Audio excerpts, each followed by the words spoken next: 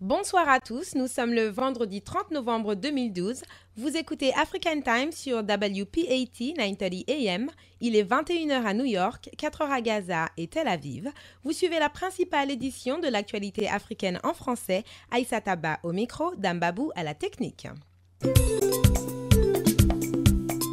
Au sommaire, la justice sénégalaise continue sa croisade contre l'enrichissement illicite. Karim Wade est encore une fois convoqué pour justifier de sa fortune. Il est attendu à la gendarmerie de Colobane, un quartier populaire de Dakar, la capitale sénégalaise, le 6 décembre prochain. Harcèlement ou droit, Ignace Ndeye y reviendra. Toujours au Sénégal, suite aux fortes manifestations des fidèles de Cherbet-Chetoun, des dizaines de Tchantakoun font l'objet de condamnations. Cela inclut plusieurs emprisonnements de 6 mois et 1 an. Ces démonstrations ont entraîné beaucoup de ramifications au sein de la police nationale. Le général Pathé Seck, ministre de l'Intérieur en charge de la sécurité publique, fait le grand ménage. Au Bénin, le président Boni Yayi s'élève contre la vente de carburant illégal venu du Nigeria. Mais comment mènera-t-il son projet à bien sans faire éclater la fureur des consommateurs ? Toujours au Bénin, Salomon Dossou nous explique comment 62 000 personnes porteuses du virus du sida pourraient être condamnées à mourir. Le Fonds mondial n'a plus de quoi subvenir aux besoins médicaux de cette population malade. En Côte d'Ivoire, Étienne Tano nous parle d'un incident assez effrayant à l'atterrissage de l'avion qui a transporté le couple présidentiel à Bondoukou. Toujours en Côte d'Ivoire, notre correspondant poursuivra avec l'initiative diplomatique entreprise par le Front populaire ivoirien. Le président par intérim, Niaka Oretu, a été reçu au Quai d'Orsay. Et finalement, notre correspondant nous apprendra que Jacques Anoma a officiellement posé sa candidature à la présidence de la Confédération africaine de football. Il s'oppose donc à l'inébranlable Issa Hayatou, actuel président de la CAF. Et en sport, Eladj Malick Ndiaye et Dambabou reviendront sur les sujets de la Coupe d'Afrique des Nations de football, avec notamment la sanction du stade Léopold Sédar Senghor et le match retour de qualification des cadets à la CAN.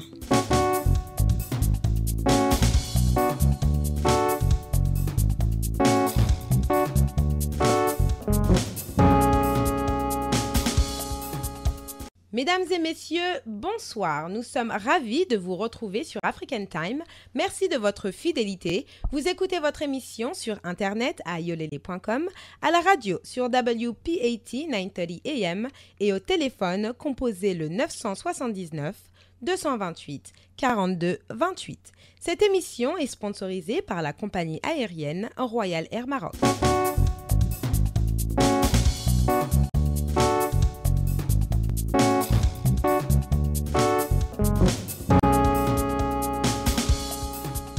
En Côte d'Ivoire, il y a quelques jours, l'avion présidentiel qui transportait Alassane Ouattara et son épouse atterrit très difficilement. Heureusement, il y a eu beaucoup plus de bruit qu'il n'y a eu de mal. Bilan des dégâts, un tapis rouge qui s'envole. Mais cela n'a pas empêché le président ivoirien de poser pied à Bondoukou et d'aller à la rencontre d'une population très heureuse de le voir. Les détails d'Étienne Tano. Visite du chef de l'État Bondoukou, grosse frayeur à l'aéroport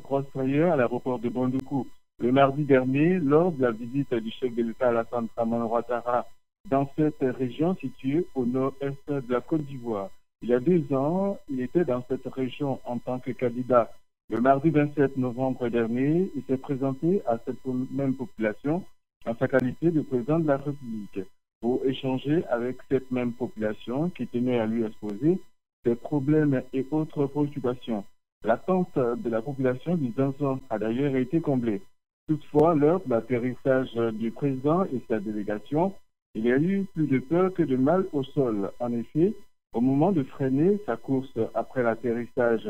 l'hélice de l'avion brasse énormément devant ce qui a soulevé un bout de tapis qui a aussitôt réduit en plusieurs morceaux, causant ainsi une grosse frayeur à l'aéroport. Le président Alassane Ouattara et sa délégation ont dû garder patience avant de fouler le sol de Bondoukou situé à 420 km d'Abidjan. Offensive diplomatique du FPI Niaka Oreto au Quai d'Orsay. Le président par intérim du Front populaire ivoirien Yaka Oreto a été reçu à l'audience le lundi 26 novembre 2012 au Quai d'Orsay avec une forte délégation. Selon un communiqué officiel du parti de l'ex-président Laurent Gbagbo, l'entretien avec M. Nigo a duré un peu plus d'une heure et s'est déroulé dans une atmosphère de parfaite cordialité. Les partis ont échangé sur la Côte d'Ivoire notamment et sur la question du dialogue et de la réconciliation. La mission diplomatique du FPI se poursuit dans l'Hexagone avec plusieurs autres rendez-vous importants. Présidence de la CAF, Jacques Anneman obtient le parrainage de la FIF. La Fédération ivoirienne de football FIF a accordé hier jeudi son parrainage à la candidature de Jacques Anneman, candidat à la présidence de la Confédération africaine de football. Peu avant les assises de l'Assemblée extraordinaire de la CAF tenue en septembre dernier aux Seychelles, l'ex-président de la FIF avait saisi le comité directeur de la Fédération ivoirienne de football, l'informait de sa volonté de briguer le fauteuil de l'instance fêtière du football continental et obtenir par la même occasion son parrainage. À noter que les candidatures ont été ouvertes le 8 novembre 2012 par le secrétaire général de la CAF, Etienne Tano, Abidjan pour African Time. Au Bénin, Boni Yayi en a assez de voir les bidons d'essence illicites sur les routes de son pays. Il est décidé à combattre le phénomène venu du Nigeria, au risque de déstabiliser le pouvoir d'achat d'une partie de la population béninoise. Les explications de Salomon Dossou.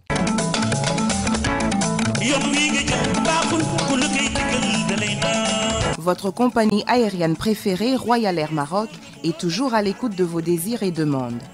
Vous avez réclamé plus de vols par jour en direction de l'Afrique. Royal Air Maroc répond positivement à cette demande. Royal Air Maroc vous offre le plus grand nombre de départs à destination des capitales africaines. Avec autant de vols partant de l'Amérique du Nord, votre temps de transit à Casablanca est réduit au minimum. Avec Royal Air Maroc, ce sont des tarifs imbattables et le plus grand nombre de destinations vers l'Afrique à partir de New York. Royal Air Maroc, c'est surtout un personnel accueillant qui partage vos valeurs et votre culture, qui connaît vos goûts et désirs. Profitez de votre transit à Casablanca pour goûter aux saveurs du Maroc. Pour plus d'informations et réservations, appelez Royal Air Maroc au 1 800 344 67 26 ou visitez www.royalairmaroc.com.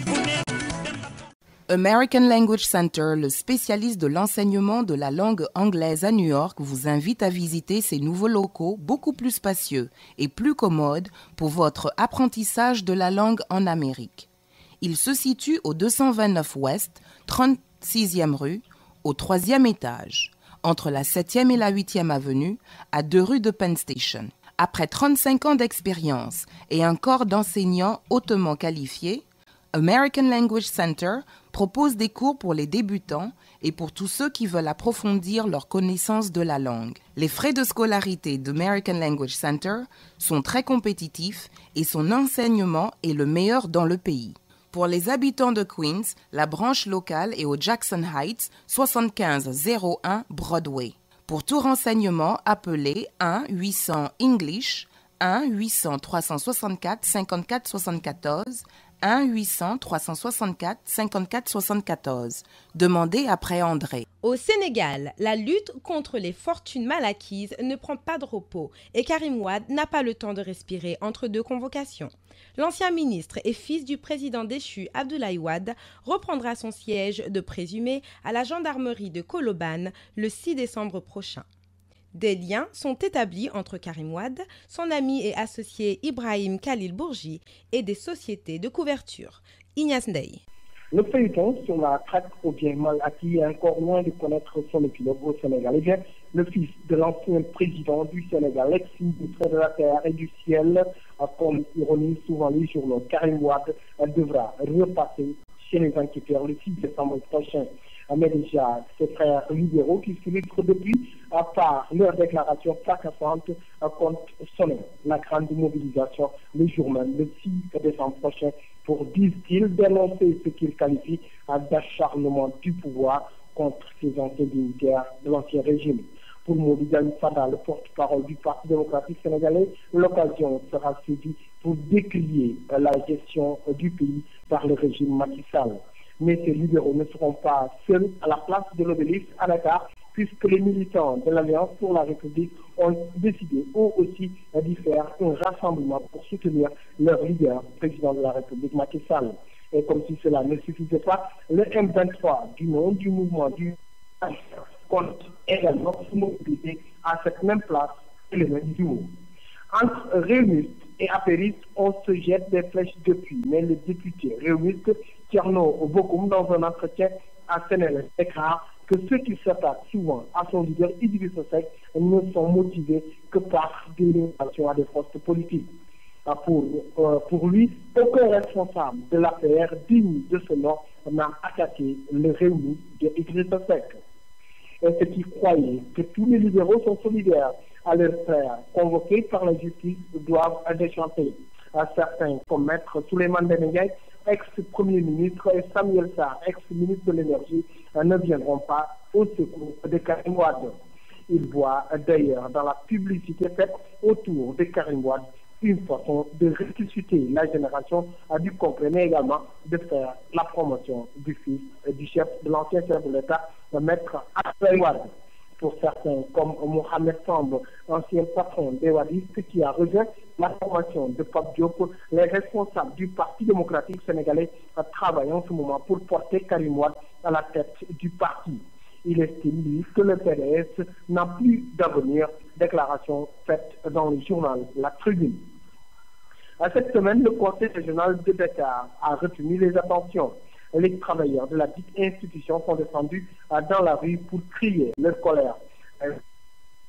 Conditions de travail et de meilleures conditions de traitement salarial. Ils ont brûlé ce vendredi des panneaux manifestant ainsi leur colère.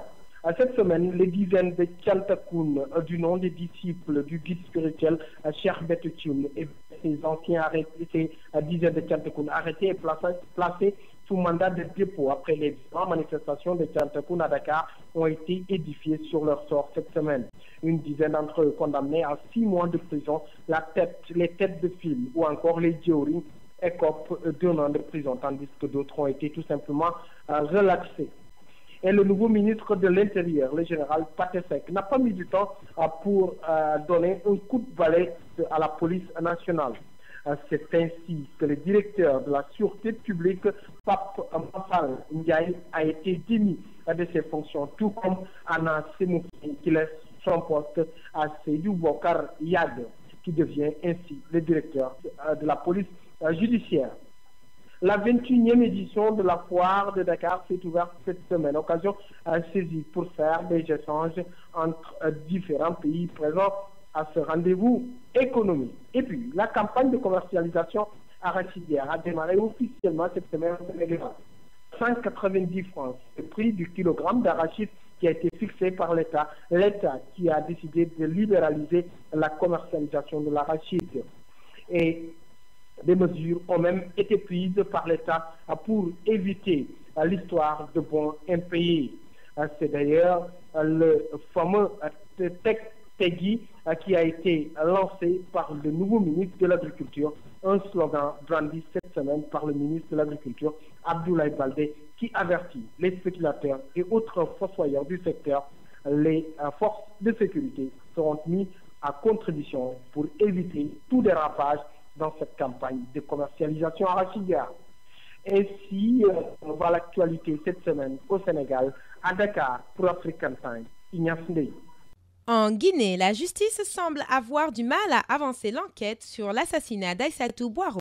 On se rappelle que la directrice nationale du Trésor a été cruellement assassinée le 9 novembre dernier. Dambabou vient juste d'accrocher Mamadou Baldé pour une synthèse de l'actualité guinéenne. Voilà, Dame, merci bien, Dame. Comme vous le savez, l'actualité guinéenne reste dominée d'abord par l'assassinat de Mme Aïssatou Boiro. Nous l'avons dit dans les différentes émissions passées, mais l'affaire reste encore entre les mains de la sécurité. En tout cas, la justice n'a pu rien faire en ce moment, en tout cas pour le moment. Mais sachez que Mme Aïssatou Boiro était la directrice nationale du Trésor. Elle a été assassinée en pleine capitale Conakry aux environs de 20 heures. C'était le 9 novembre dernier. Alors, en récompense, comme on le dit là-bas à Conakry, le mari de la dame a été nommé, a été donc bombardé ministre de l'Environnement, des eaux et des eaux et forêts. Alors, c'est que beaucoup de Guinéens n'ont pas apprécié parce qu'ils pensent que pour le moment, il faut d'abord passer aux enquêtes. Il faut chercher à savoir qui a tué vraiment la directrice nationale du Trésor guinéen. Mais pour le moment, le premier au poste de ministre, donc le professeur Ibrahima Boiro, demande au président Alpha Condé un congé de quelques semaines, juste pour aller rester avec sa famille un peu et moralement essayer de se rétablir suite à la perte cruelle de son épouse. Et bien l'autre fait de l'actualité, c'est bien une page noire également, c'est la directrice ou alors la rédactrice en chef des services de langue nationale de la radio nationale, Kadiatou Kone, qui est décédée. Elle a donc elle est victime enfin, d'une courte maladie, de suite donc d'une maladie à l'hôpital central de Conakry. Et voilà donc ce que je pourrais dire par rapport à l'événement de dernière minute à Conakry. En sport d'Ambabou, comme vous le savez, African Time est une radio bien qui également se spécialise en sport. En Guinée-Conakry, le Sili national, c'est la descente aux enfers. Vous savez, lors des éliminatoires de la CAN, il y a des joueurs qui ont abandonné le Sili national bien en pleine campagne. Et bien aujourd'hui, on apprend que c'est le capitaine du Sili national, Camille Zayat, qui jette l'éponge, et bien avec d'autres dirigeants du sport, du football guinéen. Mais pour ce qui est des dirigeants, nous n'avons pas les noms encore, mais sachez que la situation est très très difficile, en tout cas au sein du Sili. On parle de manque d'infrastructures, on parle de manque de moyens, juste pour pouvoir gérer le football guinéen. Voilà ce que je pourrais faire en ramasser eh bien, ce vendredi. Encore une fois, nous disons merci aux auditeurs de la grande radio, la radio panafricaine African Time. Mamadou Balde, aminata.com pour African Time. Vous aimez les belles chaussures? Alors écoutez bien. Gora Sneakers au 40 Ouest, 31e rue, entre la 5e et Broadway est l'endroit idéal. Chez Gora Sneakers, il n'y a pas de contrefaçon, tout est original. Vous y trouverez Timberland, Nike, Reebok, Sebago, Adidas et j'en passe les meilleurs. Désormais, vous trouverez chez Gora Sneakers des casquettes et des jeans des plus grandes marques. Alors, ne faites plus attendre vos pieds, offrez-leur des chaussures de qualité. Gora Sneakers, c'est au 40 Ouest, 31e rue, entre la 5e et Broadway, en face du poste office. Téléphone 212 695 64 92. 212 695 64 92. Et quelques nouvelles d'Afrique. En Afrique du Sud, le procès du jeune tribun populiste Julius Malema, qui devait comparaître vendredi devant le tribunal de Polokwane dans le Nord pour blanchiment d'argent, a été reporté au 23 avril 2013. Le parquet ayant décidé d'ajouter le racket à la liste des chefs d'inculpation. Réagissant à la décision de la magistrate, les avocats de M. Malema, exclus en avril dernier de l'ANC au pouvoir, ont affirmé que les accusations contre leur client relevaient de motifs politiques. Julius Malema ne sera donc pas entendu par la justice avant le prochain congrès de l'ANC en décembre. Le président, Jacob Zuma, entend se succéder à lui-même à la tête du Congrès national africain, bien qu'une coalition surnommée N'importe qui sauf Zuma, comprenant notamment Julius Malema, soit parti en campagne pour obtenir sa tête. Julius Malema, 31 ans, a été inculpé de blanchiment d'argent pour avoir reçu des rétrocommissions après que la société On Point, dont sa holding familiale Retanang est actionnaire, eut remporté un appel d'offres frauduleux dans sa province du Limpopo, dont Polokwane est la capitale. L'affaire porte sur l'équivalent de plusieurs millions d'euros de fonds publics destinés à l'entretien des routes et dont une partie est soupçonnée d'avoir atterri dans la poche de Julius Malema. Ce dernier clame son innocence et estime qu'il est victime d'une cabale montée par le président Zuma, dont il est devenu l'un des adversaires les plus acharnés. Le président mauritanien Mohamed Ould Abdelaziz a quitté Nouakchott vendredi pour des examens médicaux complémentaires à Paris, d'où il était rentré il y a 6 jours seulement d'une longue convalescence après avoir été blessé accidentellement le 13 octobre par un soldat de son armée. Ce nouveau séjour en France doit durer 1 semaine à 10 jours pour des examens et des compléments d'analyse et de radio suivant un rendez-vous préalablement fixé par les médecins, a lui-même annoncé Ould Abdelaziz jeudi soir au cours d'une conférence de presse à Nouakchott. Le chef de l'État mauritanien avait alors assuré être en bonne santé après avoir subi 2 opérations chirurgicales à l'hôpital militaire de Percy-Clamart dans la banlieue de Paris où il avait été admis le 14 octobre. Selon la version officielle, de retour d'une visite en province, son véhicule avait essuyé par erreur les tirs d'un soldat de l'armée mauritanienne en patrouille à une quarantaine de kilomètres de la capitale. La coordination de l'opposition démocratique, COD, a publié jeudi soir un communiqué exigeant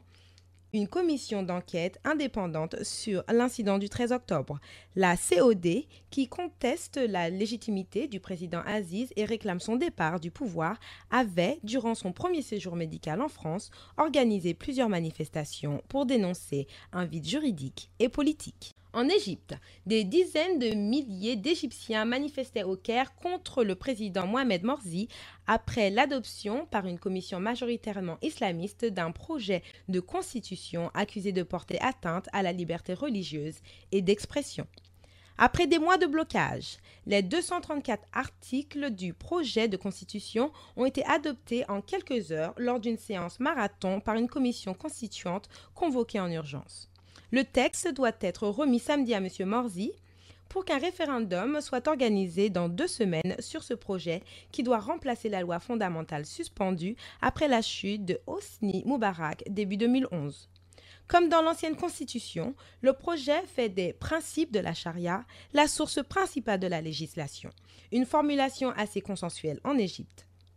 Mais le projet ajoute une nouvelle disposition selon laquelle les principes de la charia doivent être interprétés selon la doctrine sunnite, une clause critiquée par les églises chrétiennes et les opposants non islamistes. L'opposition libérale et laïque, de même que les églises chrétiennes, comptent boycotter les travaux de la commission, l'accusant de vouloir faire la part belle au vu des islamistes. Human Rights Watch estime que le projet protège certains droits mais ensape d'autres et Amnesty International juge que le texte ignore les droits des femmes, restreint la liberté d'expression au nom de la protection de la religion et permet aux militaires de juger des civils. En République démocratique du Congo, des centaines de rebelles congolais du M23 ont quitté Sac, ville de l'est de la RDC, prise la semaine dernière et ses environs aujourd'hui, mais le repli risque de prendre encore du temps à Goma, où la rébellion accuse l'ONU de bloquer le processus. Environ 1 millier de rebelles descendus des collines ont traversé Sac, situé à une trentaine de kilomètres à l'ouest de Goma, pour se diriger vers leur position initiale plus au nord, ont constaté des journalistes de l'AFP. Ils devaient a priori contourner Goma, la capitale de la riche province minière du Nord Kivu, dont le retrait devait intervenir dans la foulée. Les dirigeants du M23 se sont engagés à quitter cette zone et Goma d'ici à samedi matin. Mais aujourd'hui, en début d'après-midi, le général Sultani Makenga, responsable militaire de la rébellion, a accusé la mission de l'ONU dans le pays de bloquer les choses. Le retrait de Goma était prévu demain, samedi, mais la MONUSCO est en train de bloquer la récupération de notre logistique. On attend que ce problème soit résolu pour se retirer, a déclaré le général Makenga, sans préciser la nature des effets logistiques, mais soulignant que si le contentieux avec la MONUSCO n'était pas réglé, le départ de Goma pourrait à nouveau être retardé. Gel de l'entraide britannique au Rwanda. Le M23, composé des mutins qui combattent l'armée régulière de RDC dans le nord Kivu depuis avril, disposerait d'environ 1500 hommes, selon une source occidentale. Ces hommes sont d'ex-rebelles congolais d'origine Tutsi qui avaient été intégrés à l'armée régulière de RDC en 2009 après la signature d'un accord de paix. Ils se sont mutinés en avril, accusant Kinshasa de n'avoir pas pleinement respecté les termes de l'accord. Depuis leur marche sur Goma, leurs revendications se sont élargies sur le plan politique, allant jusqu'à remettre en question la légitimité du président congolais Joseph Kabila, accusé d'avoir fraudé à la dernière présidentielle. Au terme d'une médiation des pays des Grands Lacs, M. Kabila s'est engagé à examiner les revendications du M23 en échange de leur retrait militaire. Kinshasa et l'ONU accusent le Rwanda et l'Ouganda qui démentent de soutenir la mutinerie. Principal donateur au Rwanda après les États-Unis, le Royaume-Uni a annoncé geler plus de 25 millions d'euros de son aide au développement à Kigali, précisément en raison de ses inquiétudes quant au soutien présumé rwandais au M23. Kigali a estimé que ce gel faisait du mal au Rwanda sans aider en rien la RDC, rejetant une nouvelle fois des allégations fausses et politiquement motivées à son encontre. Chauffeur de taxi ou simple propriétaire de voiture, ce message est pour vous. Mohamed et toute l'équipe de mécaniciens que vous connaissez au garage de la 111e rue et la 3e avenue à Harlem vous donnent rendez-vous au garage City White Car Repair qui se trouve au 250 East 137e rue entre Third Avenue et Ryder. Pour tous vos travaux de mécanique automobile, une seule adresse City White Car Repair. Alignement, transmission, électricité et tout le reste, visitez City White Car Repair au 250 East 137e rue entre 3e et Ryder dans le Bronx. Téléphone 718 401 29 59. Les principales cartes de crédit et de débit y sont acceptées. Nous ouvrons maintenant la page magazine avec notre analyste maison Dame Babou pour le segment politique. Le sujet du jour, Israël-Palestine. Dame Babou, bonsoir. Bonsoir Aïssata. L'Assemblée générale des Nations unies vient d'accorder à la Palestine le statut d'État observateur non membre. Cela n'a visiblement pas l'heure de plaire ni aux États-Unis ni à l'Israël. Quelle est la signification de ce nouveau statut? Bon, ce statut, il faut d'abord rappeler l'histoire. Il y a de cela 63 ans, c'est ce même statut que la même Assemblée générale avait accordé à l'Israël quand on venait de créer cet État juif. Donc aujourd'hui, c'est l'histoire qui se répète entre deux peuples qui se battent depuis des milliers d'années, pour des centaines d'années en tout cas au moins. C'est l'histoire qui se répète comme je viens de le dire. Mais surtout que l'autorité palestinienne avait déjà été représentée, mais en tant qu'autorité palestinienne, mais pas en tant qu'État de la Palestine. Et depuis 40 ans pratiquement, il y a une commission qui s'occupe des droits inaliénables du peuple palestinien, dirigée par un État africain, en l'occurrence le Sénégal. Donc aujourd'hui, ce qu'il y a de nouveau, c'est qu'en étant accepté comme un État observateur non membre, cela ouvre la porte à la Palestine d'adhérer à plusieurs conventions internationales. Plusieurs conventions de Vienne et surtout la convention qui crée le tribunal pénal international, ce qui permettrait à la Palestine, en cas de confrontation, en cas de tuerie de l'armée israélienne et autres, d'attaquer l'État juif devant cette institution internationale pour crimes de guerre ou pour crimes contre l'humanité. Donc c'est tout un enchaînement. Mais aussi, va forcer les États-Unis probablement à accélérer le pas de la négociation entre les deux parties pour la création de l'État palestinien à côté de l'Israël. Mais le problème principal de l'Israël aujourd'hui, le problème principal des États-Unis, ce n'est pas nécessairement l'existence d'un État palestinien. Ça, tout le monde est maintenant d'accord que tôt ou tard, il y aura un État palestinien. Et dans les années 90, quand Bill Clinton était au pouvoir, quand sa femme Hillary Clinton, qui est paradoxalement aujourd'hui le secrétaire d'État du gouvernement Obama, mais quand donc Hillary Clinton avait prononcé la possibilité de l'existence d'un État palestinien, c'était comme un grand scandale politique ici. Aujourd'hui, Barack Obama est d'accord, Benjamin Netanyahu est d'accord, et tout le monde est unanime à reconnaître qu'il y aura nécessairement un État palestinien. Mais le problème, c'est qu'on n'écoute pas souvent quand les responsables israéliens parlent d'un bout de phrase. Ils disent toujours il faut reconnaître l'État d'Israël dans des frontières sûres, reconnues et garanties en tant qu'État juif. On n'écoute pas bien quand ils disent en tant qu'État juif parce que le problème qui se pose aujourd'hui, il y a tellement d'Arabes israéliens qui sont nés dans le territoire israélien aujourd'hui et qui sont en exil, qui réclament un retour. Et l'Israël voudrait absolument que dans toute négociation, que cette population soit renvoyée à la Palestine et non à l'Israël. Parce que si cette population revenait aujourd'hui en Israël, il y aurait un problème de nombre entre les Arabes et les Juifs. Et si on applique la démocratie, un homme, une voix, le premier ministre israélien peut être demain un arabe, parce que les arabes vont être majoritaires sur ce territoire-là. C'est pourquoi l'Israël insiste toujours sur ce bout de phrase, mais qui est une impossibilité historique et qui est une impossibilité politique. On ne pourra jamais avoir un accord global dans ce territoire-là qui englobe les deux peuples sans admettre le retour des Arabes israéliens sur leur terre d'origine. Cela veut dire donc qu'il y aura un problème de terre, il y a un problème de vote, il y aura un problème ethnique, il y aura un problème démographique. C'est ça qui explique la difficulté aujourd'hui. C'est pourquoi l'Israël a vraiment peur de cette reconnaissance, même si c'est un statut de non-membre observateur, c'est déjà un pas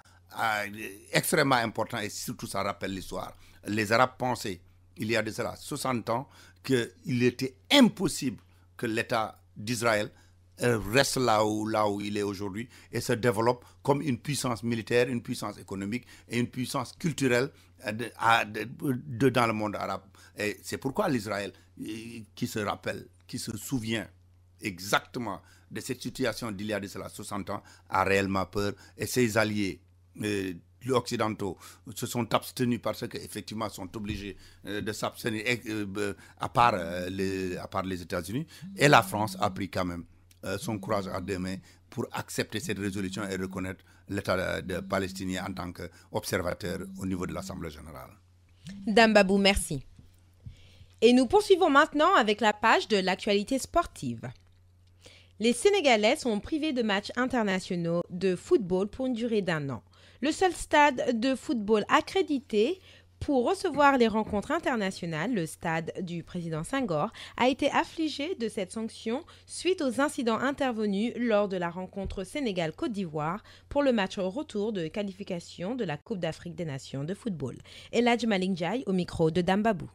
Une situation de 1 an qui chargeant comme le stade du président Léopold Sédar Senghor, également 1 million de francs, 25 millions de francs, demande que le fédéral doit faire à l'instant des gens du football africain, qui lui devait suivre un peu comme commission disciplinaire de la Confédération africaine du football, qui a donc rendu son vœu hier. Je rappelle que le dossier du Sénégal a été plaidé lundi dernier par Maître Bedengue, membre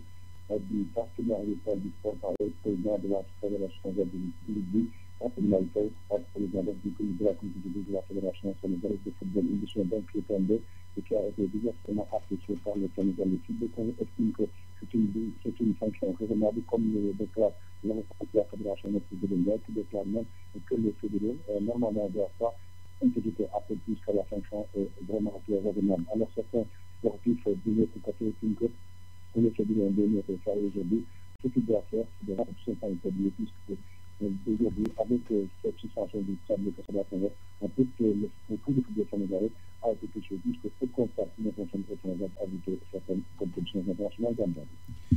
Bon, donc la fédération se prépare à se réunir en comité exécutif pour apprécier. Oui, je vois plus que les conséquences sont claires, puisque le fameux Sédar Senghor était le seul centre qui répondait au nom de la Confédération africaine de football et de la FIFA. Alors, donc, le stade de Mbédé,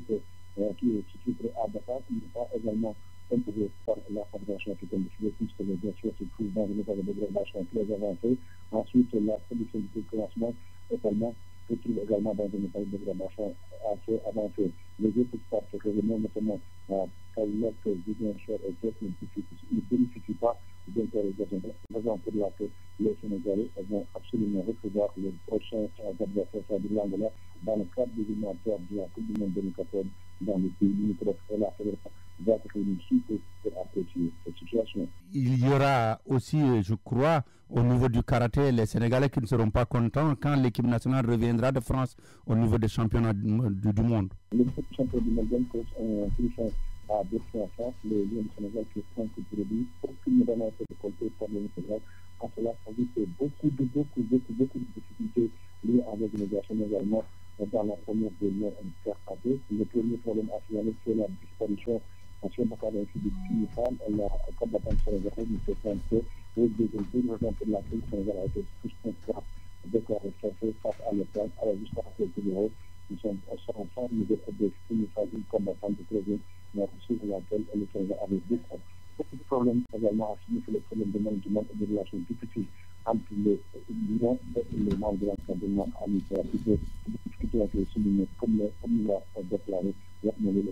communication de la Fédération de karaté. Et puis donc, le bilan sera fait certainement de cette rencontre sur certaines sociétés de la Fédération de karaté.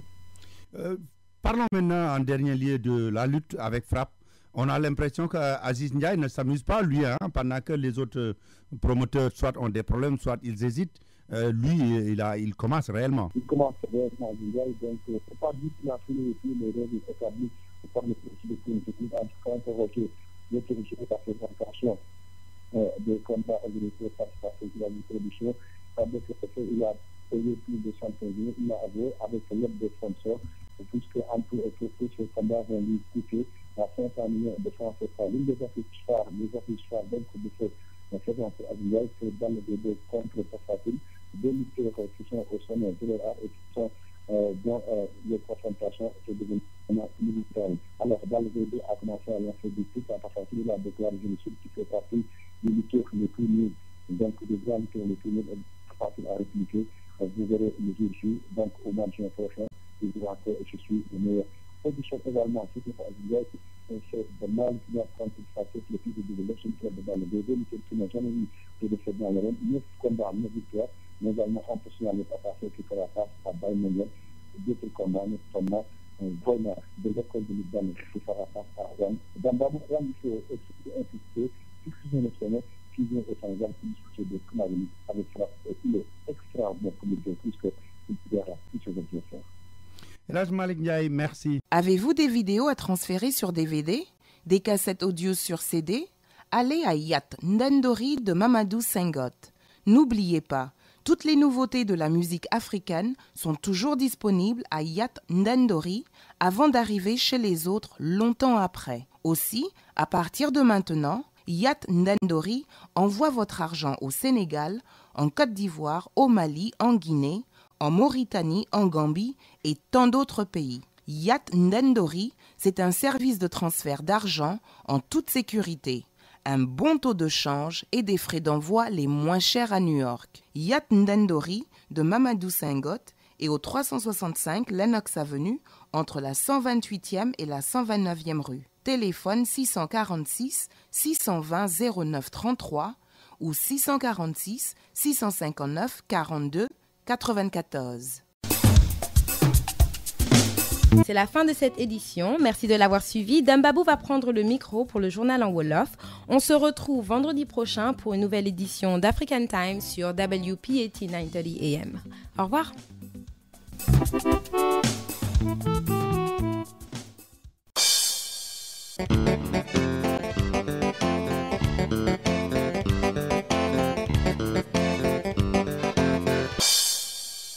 mbokk yi ñu ngi leen di nuyu te di leen gërëm ci déglu bi ngeen def seen émission fii ci African Time ci WPAT 930 AM yéen a ngi ñu déglu itam ci yollele.com seen mbokk Dambab moo ne ci micro bi moo nekk itam ci machine bi bu ngeen ñu bëggee déglu ci téléphone bi itam mën ngeen toog koo def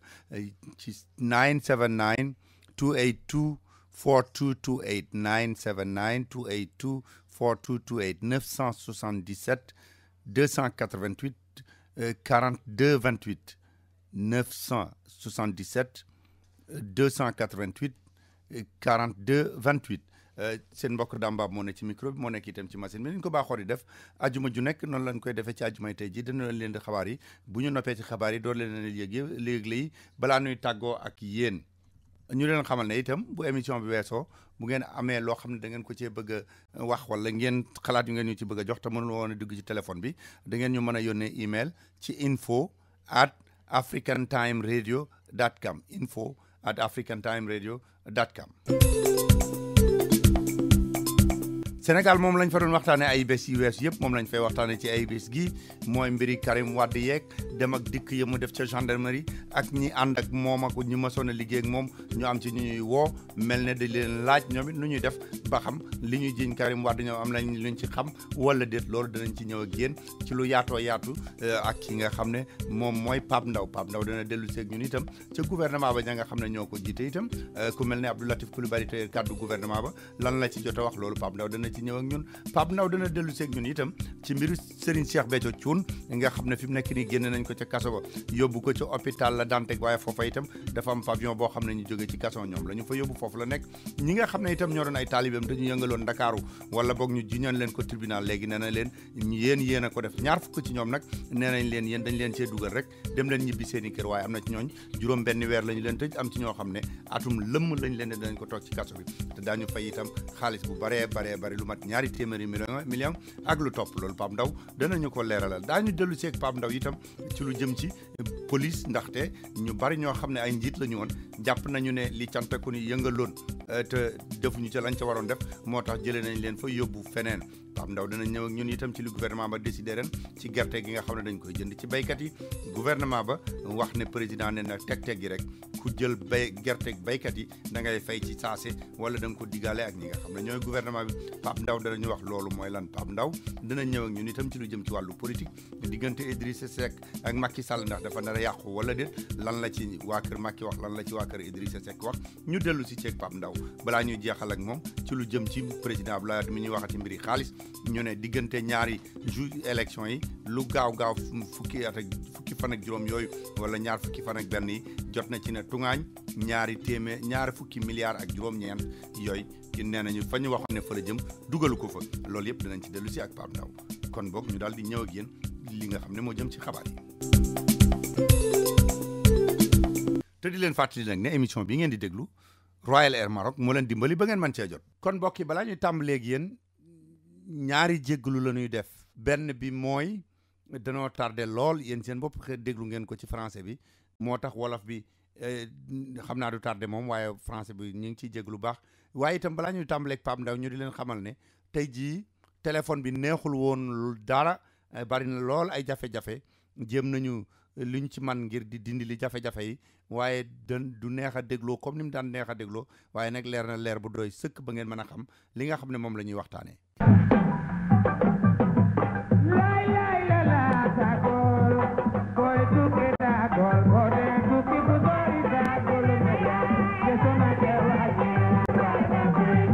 waaw Pape Ndaw niñ ko waxee ci bopp xabaar yi ba tey Sénégal lépp ci liñ fay waxtaanee mooy ba tey dem ak dikk jaabante yi nga xam ne kii di Karim Wade ki nitam ña ngi koy def ca gendarmerie ba ci loolu nga xam ne dañ koy jinne xaalis bu bari la randal. jaabanteb Karim Wade ca gendarmerie Dambabou ni nga ko waxee ba léegi mi ngi continuer di wéy ndax nag Karim Wade li nga xam ne bii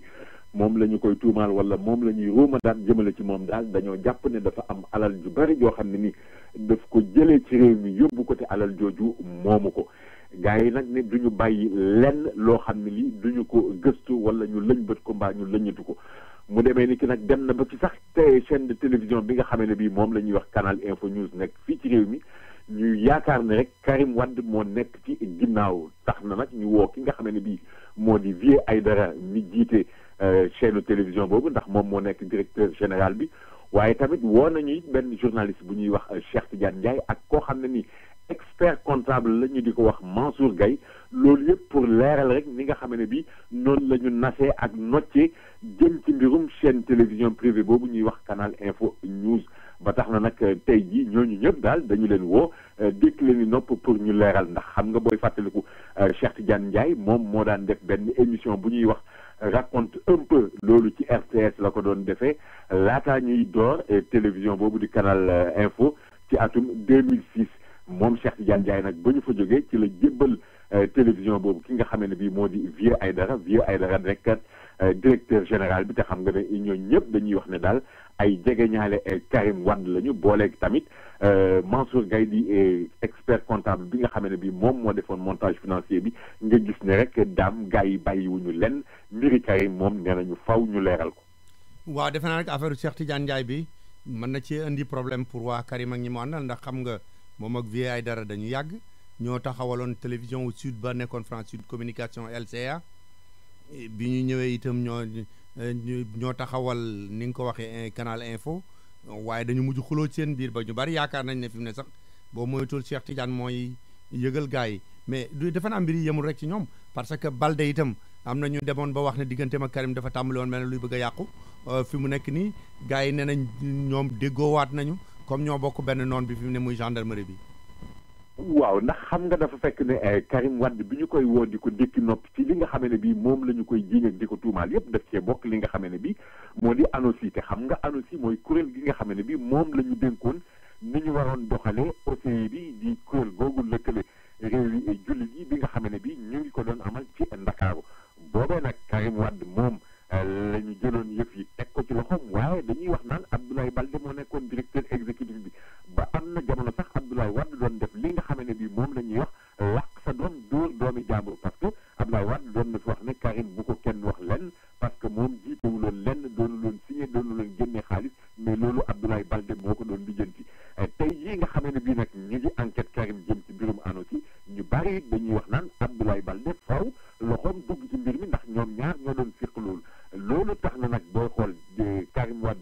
demam yu njëkk yi mu doon dem gendarmerie sax Abdoulaye Baldé bokk na ci ñi nga xam ne bii doon nañu ñëw di toogaanu ca biti di xaar mbiri Karim fan lay mujj tey jii ci tey Abdoulaye Baldé génn na ci parti bi nga xam ne bii moo di parti démocratique sénégalais PDS dal di dem taxawal beneen parti boo xam ne bii ñu ngi koy wax UCS maanaam Union centriste du Sénégal Abdoulaye Baldé nag parti boobu mu jiite ak parti démocratique sénégalais ñoom dañoo nara nag doxante loxo ni ñu koy waxee rek mbagg ak mbagg dënn ak dënn pour xool nan la ñuy doxale ñoom jëm ci cong gi nga xam ne bi gendarmerie def leen koo song pour daal lijjanti mbir yi nga xam ne bi moom lañ leen di tuumaal ba tax fi mu nekk nii mel na ni rek am na ci wàllu goo xam ne nii moom UCS bi Abdoulaye Baldé jiite ak PDS parti démocratique sénégalais dañu nar di xàcceendoo ak di dóorandoo daal fileeg gendarmerie ñu leen di woo pour xool ni ñuy lijjantee seen i mbir ba mën cee mucc fépp fu nu mën a tukki moo xam ci biir réew mi la moo xam bitim réew rawatina nag bu dee Afrique suñu gos la kon war a dem mooy Kara Tour and Travel billet bu ñuy jaay ak avion boo bëgg a demee demal Kara Tour and Travel mu jox la ko ci njëg yoo xam ne mënuloo ko amee fenn xew wu nu am wu nu ñor dëgg fan war a dem mooy Kara Tour and Travel bu nu yegg si mu ñu jox suñu billet ci njëg yenu gënal daal di ñuy wax avion ba nuy dugg ak kañ lay dem nu daal di dem ci lu gaaw a gaaw. Kara Tour and Travel mi ngi nekk ci 38 West 32nd Street room 1501. téléphone 212 683 2223. waaw kon may leen nu jéggi heure bi door a dellu seeg yéen ci li des ci programme bi ak Pape Ndaw.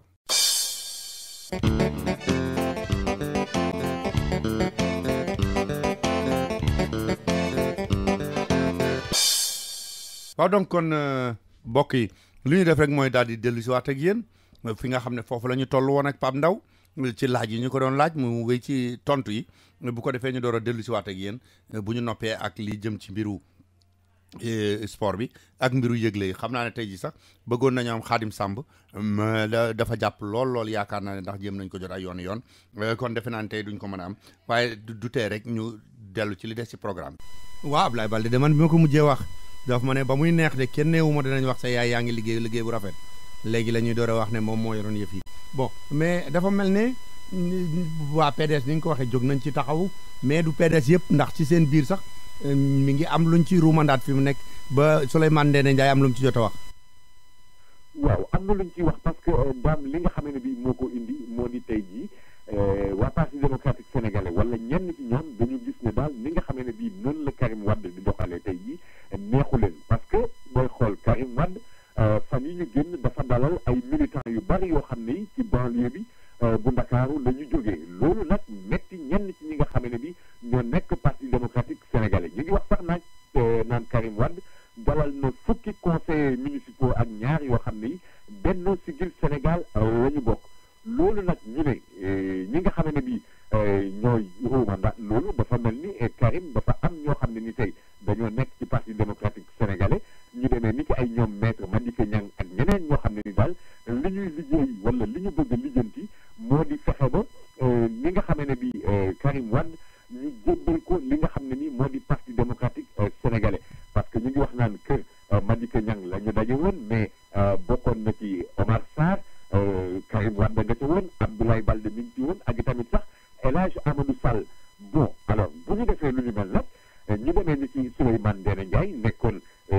premier ministre ilimaanu jëwriñ yi fii ci Sénégal nekk tamit ki nga xam ne bi moo yoroon communiqué kii kon campagne Abdoulaye Wade ndax moo nekkoon directeur de campagne bi daal dina nag moom rafetluwul loolu parce que dafay wax ne moom en tant que avocat sax tey jii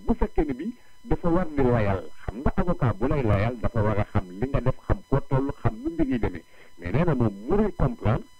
encore moins concevoir yow nga bëgg mu layal la wala boo xeex ne la ba pare ngay am yoo xam ne yi da nga koy doxal te di ko nëbb loolu nag la jàpp ne moom du luy mën a ne mais ñeneen ñi dañu gis ne li nga xam ne bii ñoom la Madické Niang ak ñi ñu àndal di jéem a lijjanti mooy dañu bëgg a jël Karim Wade def ko li nga xam ne bii moom la ñuy wax martyr maanaam daal koo xam ne nii askan wi yëpp ko siguñu ko bëgg koo tooxal parce que dañuy wax naan Sénégal xëy na xamuñu ko tooñ mais xam nañu ko fayu maanaam dañuy calculer naan ku demee ni kii dégg nga ma Idrissa Seck ba ñu ko fi tëjee kaso daal di koy génneewaat gis nga ba ñu demee woote moom Ablaye Wade donte Ousmane Tanor Dieng ak Moustapha Niasse bokkoon nañ ci moom Idrissa Seck daf leen a raw ñu ne déet ne waay ñiy wax naan Macky Sall tey jii bi nga xam ne bii moo jiite réew mi bi nga xam ne bii Abdoulaye Wade mi ngi ko fi bundu xataal di ko indil ay problème di ko xoñoñal li ma ca jëlee mooy nekk président de la République du Sénégal ba tax nag tey jii ñuy wax naan Karim Wade dem bi nga xam ne bii moom lay dem gendarmerie di dem ak dikk gars yi dañu koo bëgg wëlbati noo xam ne bii askanu Sénégal dinañ gis ne daal Karim dañ koo bëgg a néewal doole bëgg koo bundu xataal bëgg koo indil ay jafe-jafe ba xëy na mën a wëlbati affaire boobu ndax ëllëg si biir mu mën cee am bénéfice moom tamit ñi nga xam ne bii ñeneen ñu ko jiitu ci ay wote amoon nañ ko ci mais ndax loolu dana wéy wala du wéy en tout cas jamono yi ñu toll daal di wóor mooy ñi nga xam ne bii ñoom la bokkal parti démocratique sénégalais ñu ngi wax nag naan ni muy doxalee daal dëppoowul ak li nga xam ne bii mooy seen bëgg-bëgg te boo moytuwul bu ko wéyalee bari na ay ngóoŋ yu nekk ci parti démocratique sénégalais yoo xam ne yi ñoom danañu ko dummuy waaw mais defe naa ndaje moomu ngay wax ne moo am kër Madické Niang li naqari ñoom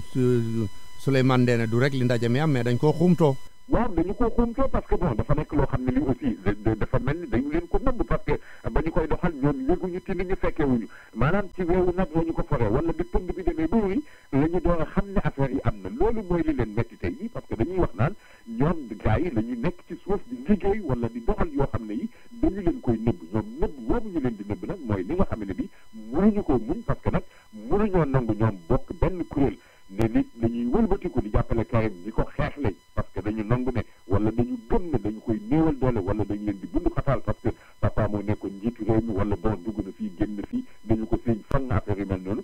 mënu kon di ko xeexle di ko sotal ba pare nag moom mu bëgg a wëlbatiku làqatu jaar ci suuf di def leneen loo xam ne nii gars yi duñ ko yëpp nee nañu loolu moom mënul wéy te duñu ko nangu waaw kon Pape na defe naa ne waxu single yi Karim bi dinañ ci dellu si waat bàyyil ñu publicité dellu si waat ci ndaxte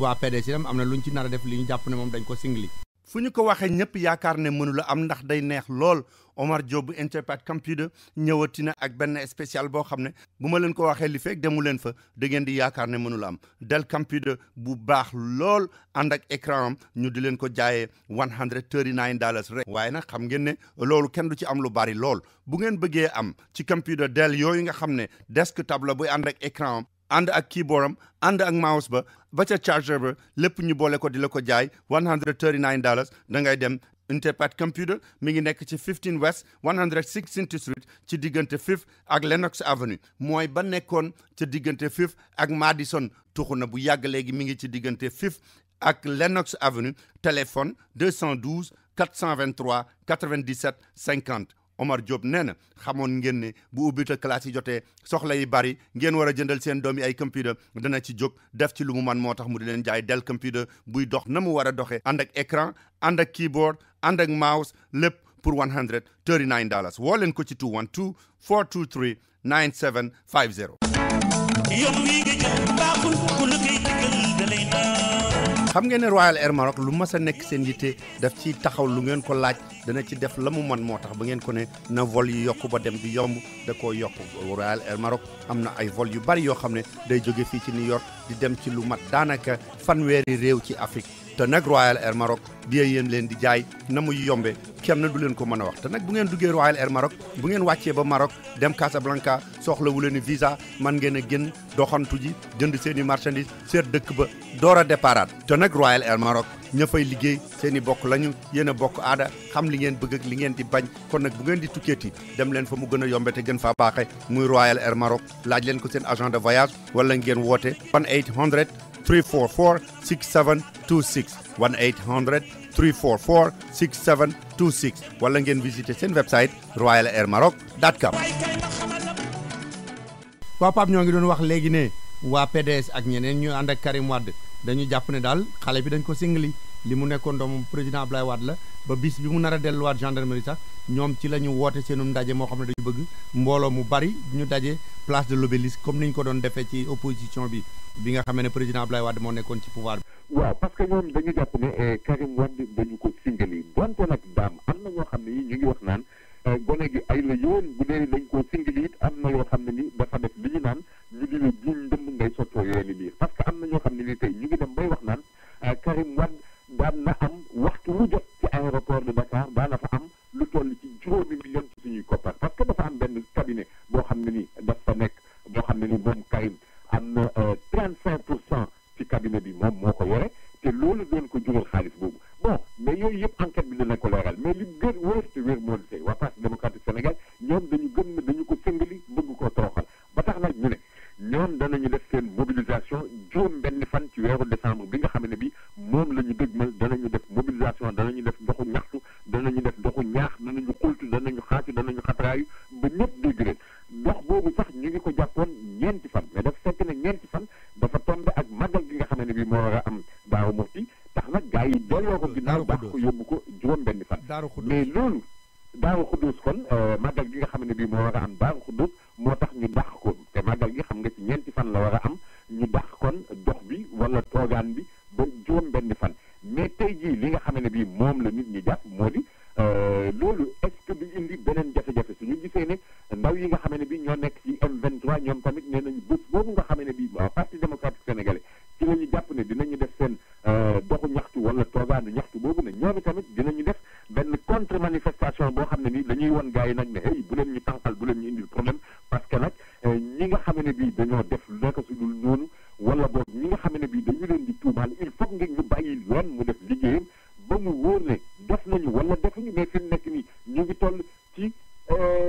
ñii dañuy lijjati wala dañuy leeral wala dañuy enquête ba xam mais ñun dañuy enquête ngeen ne fi kenn du fi enquêté wala ñii dañu leen a singale mais nag tax nag gars yi ne tey ñii jéem da ngeen jóg am ngeen ci sañ-sañ waaye ñu nit danañ jóg am nañ ci sañ-sañ loolu nag daam est-ce que du indi ay jafe-jafe wala est-ce que du indi ay confrontation am nañu xaar ba ci kanam rek parce que ni ko wolof di waxee li ci kanam raw li bët mais daal fi mu nekk ni mën nañ jàpp ne rek boo moytuwul yëf yi dana tàng fii ci Ndakaaru ci fan yi di ñëw. waaw mais xam nga yaa ngi doon wax ne ñooñu waa M23 ak xale yi ñoom it dañu ne nañu bàyyi ñu leeral mais daf mel ne Latif mi nga xam ne Latif Coulibaly mi yor kaddu gouvernement bi te ñu dénk ko mbiru sellal ci ni ñuy doxale réew mi moom dafa mel ne tontu na sax ci lu jëm ci wàllu yoon. waaw Latif tontu na ci lu jëm ci wàllu yoon te booy xool sax daam babu bi yoon Latif dafa mel ni dafa daan indi leeral parce que xam nga Latif bul fàtte ne taskatu xabaar la ci la ñu ko ràññee parce que daanaka lu jege fanweeri at def na liggéey boobu ci réew mi waaye tamit bul fàtte ne Latif dafa xam-xamam dafa màcc jëm ci mbirum yoon parce que juriste la ni nga xam ne bi noonu la ñu koy waxee ba tax nag tey jii mu doon indi ay leeral yoo xam ne yi daal dafa jëm ci mbir yooyu di wax nag naan tey jii bu fekkee ne bii ñenn ñi nga xam ne bii tey ñoo bëgg a taxaw di wax naan kuréel gi ñu taxaw wala tribunal bi ñu taxawal pour mu atte mbirum enrichissement illicite boobu maanaam xaalis boo xam ne bii da nga koo am te amee woo ko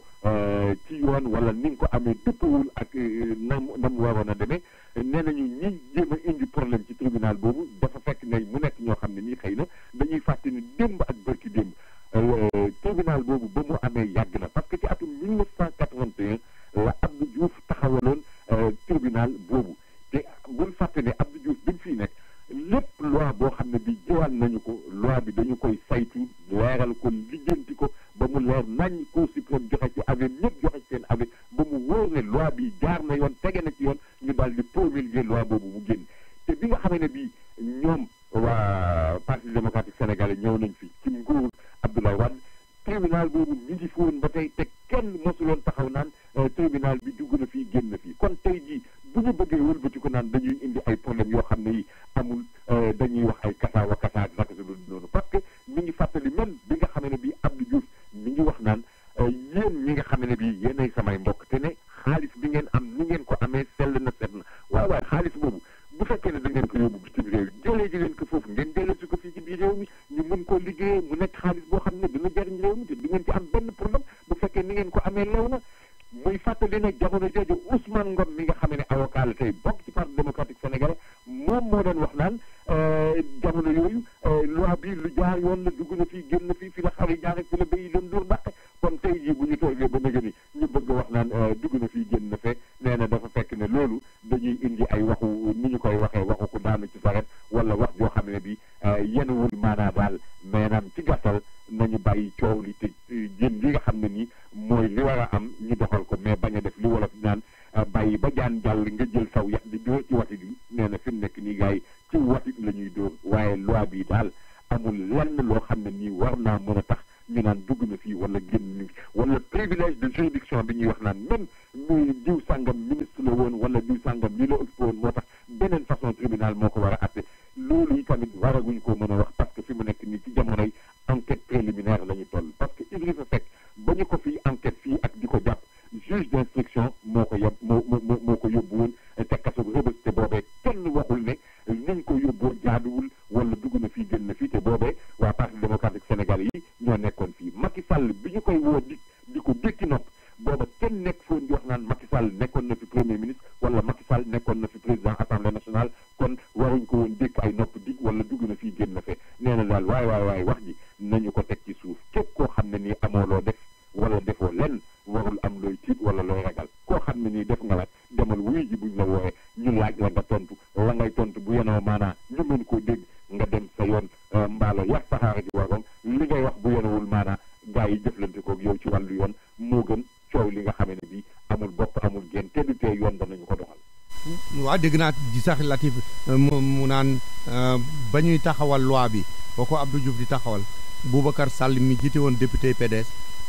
assemblée nationale bañ ko joxee kàddu ne tey jii dong la mas a am loi boo xam ne indi nañ ko mu wóor na député yëpp ñoo ci ànd bég ci ñun danañu ànd ak waa parti socialiste wote loi bi nga ndax loolu lu rafet la. waaw mais pas balaa ñuy jeexal ci loolu am na ñaar rek plainte yoo xam ne ci dinaa bëgg ñu dellu ci bu njëkk bi mooy dañu wax ne gouvernement wu Sénégal yemul ci gëstu yi ñuy def ci biir réew ma dem nañu France itam porté fa plainte ki nga xam ne mooy Karim Wade ak Sindiély Wade ak ñeneen ñoo xam ne itam ñu ngi leen di tudd ca biir réew ma. waaw loolu lu leer nañ parce que xam nga gars yi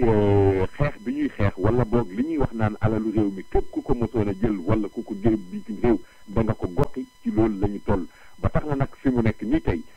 ki nga xam ne bii moo di maître Moussa Félix Sow di avocat te nekkoon fi sax bâtonnier de l'ordre des avocats ak keneen ku ñuy wax maître William Bourdin di avocat wu Transparency International ak Simon Ndiaye bokk ci barreau bu Paris ñooñu ñëpp nga xam ne nii nag ñoom ñooy layal nguurug Sénégal jëm ci koppar yi nga xam ne bii dañu ko génne woon ci réew mi yóbbu ko bitim réew ñuy fexe ni ñu ko delloosee ñooñu nag ñooy ñi nga xam ne bii dañu daal di def benn plainte nag boo xam ne nii dañu ko jëmale ci 20 nit ak juróom yoo xam ne yi ci gouvernement Abdoulaye Wade wala boog ci dignitaires régime boobu la ñu bokkoon ba tax na nag tey jii dañu bëgg a doxal rek ni nga xam ne bii noonu la ñu doxalee jëm ci yeneen réew ñu demee ni ki Denis Sassou Nguesso bi nga xam ne bii moo nekk ca Congo wala Bongo ca Gabon wala Obiang Nguema ci Guinée équatoriale te xam nga Obiang Nguema tax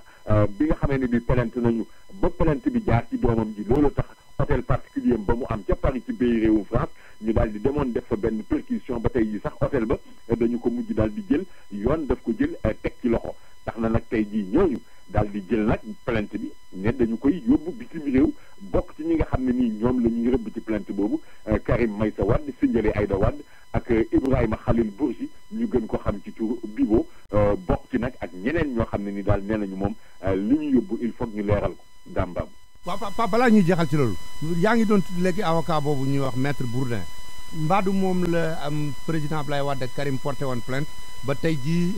Karim ma nga woon ca juge ba ngir dem wax ci plainte boobu nga xam ne ñoo ko porté woon.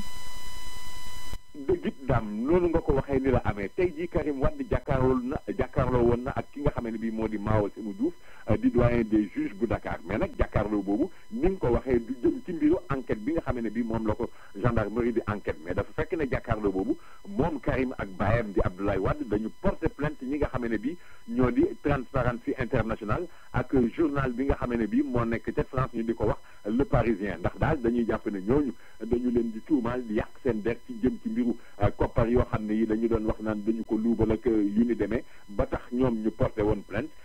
loolu nag ñu porté woon plainte moo taxoon tey ñu woowoon Karim en tant que partie civile maanaam ku porté plainte muy ñëw di indi ay lay ak ay leeral jëm ci mbir moomu daam baabu du ñàkk fi léegi fan danañ ci am lu gën a leer waaw Pape kay moom xam naa ne mbir yooyu moom yi ci bëree bëri semaine yi di ñëw yëpp bu mooy tuul semaine bu ci nekk daal ñu am luñ jox bàyyil ma ajaraat ñu ñëw.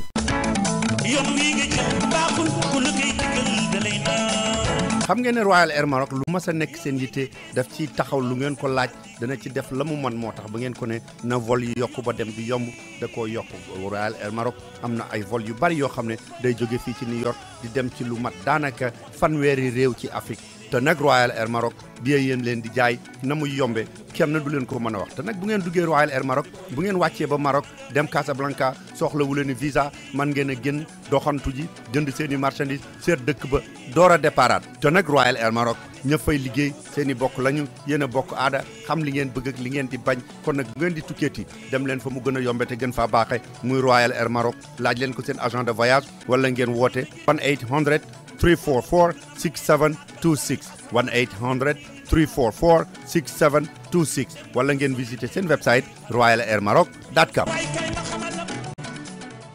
soxna Awa Gumbale ak soxna Seynabou Thiam bu Kër Kumba restaurant nee nañu ñu ngi leen di gërëm ndax li mbokk di jariñ woon ngeen leen ko ba ñu ubbee Kër Kumba restaurant di leen fa defal xéewal yu neex yéen ñëpp da ngeen leen a jàppale ba ñu xam ne ameel nañ leen njukkal lu rëy rëy njukkal li nag nee na ni ñu koy defee mooy rek ubbi leen beneen place bu bees place boobu mooy Daaru Salaam miit kër maam Cheikh Anta Mbacké muy foo xam ne bu ngeen fa demee lépp lu ngeen soxla ci seen affaire u yàpp moo xam viande fraîche la wala viande frozen bu dee yàpp xar la yàpp nag bu dee itam ay ganaar la wala ay jën wala turkey fumé la wala turkey fresh yi bu ngeen demee Daaru Salaam miit kër maam Cheikh Anta Mbacké da ngeen ko fa fekk da ngeen fa fekk itam lépp luy dem ci seen i ci muy ceeb muy diwlin gejj yéet keccax nooflaay araw ak sangal lu ngeen ci bëgg da ngeen ko fa fekk ba ci caakri ak soow te it nag dañ leen koy délivrer fépp fu ngeen ko bëggee kon nag bu ngeen lekkee ba suur ci Kër Kumba restaurant la ngeen war a toggee ji après dem leen Daaru Salaam miit kër maam Cheikh Anta Mbacké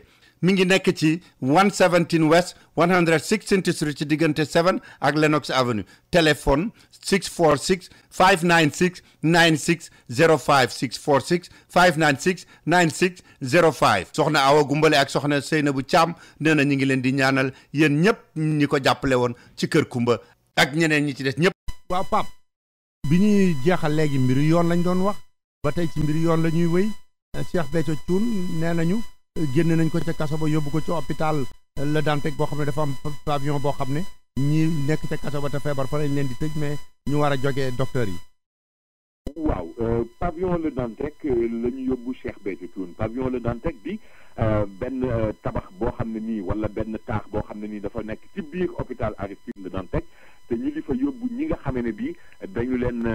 teg loxo ñu nekk ci kaso te feebar ñu war leen a faj mais am na ñeneen ñoo xam ne ni pavillon spécial boobu dañu ko tuddee kaso yi borom Mbàkke yi ndax dañuy wax naan bu ñu leen fa yóbboo naam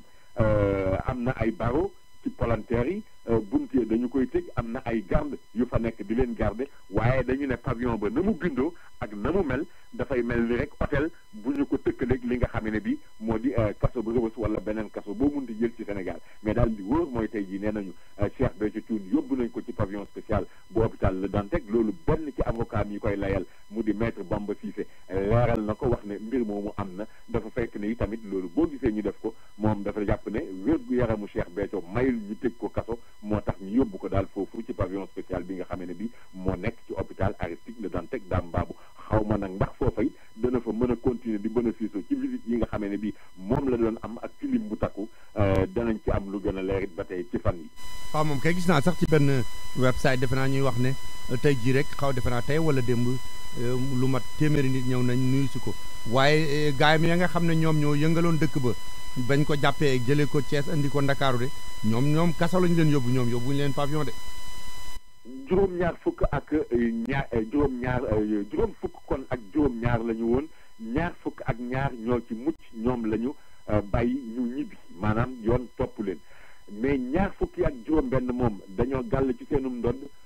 juróom-benni weeri kaso yoo xam ne yi dañu koy tëdd am ci juróom-benn yoo xam ne yi ñoom dañu jàpp ne ñoom ñoo nekkoon njiit yi ak ñi nga xam ne bi ñoo indi woon jafe-jafe yu tar ya ñooñu ku ci nekk benn ati kaso boo xam ne ni moom nga war a tëdd moom la ñu leen daan kon ni nga ko waxee ni yóbbu ñu leen pavillon spécial mais ñoom kaso Rebeuss la ñu leen yóbbu boole ci nag it gàll ci seenum ndond ba tey ne lépp li nga xam ne bii ay yàqu-yàqu la war nañu koo fay ci wàllu dommage intérêt rawatina ku demee ni ci société bi ñu naan Dakar Dem Dikk yore bus yi nga xam ne bii ñooy daw ci biir Dakar ak ñenn ñoo xam ne ni seen alal daf ci yàqu woon kenn ci avocat yi nga xam ne bii ñoo leen doon layal nag ñoom jàpp nañu ne sax xëy na li ñu leen daan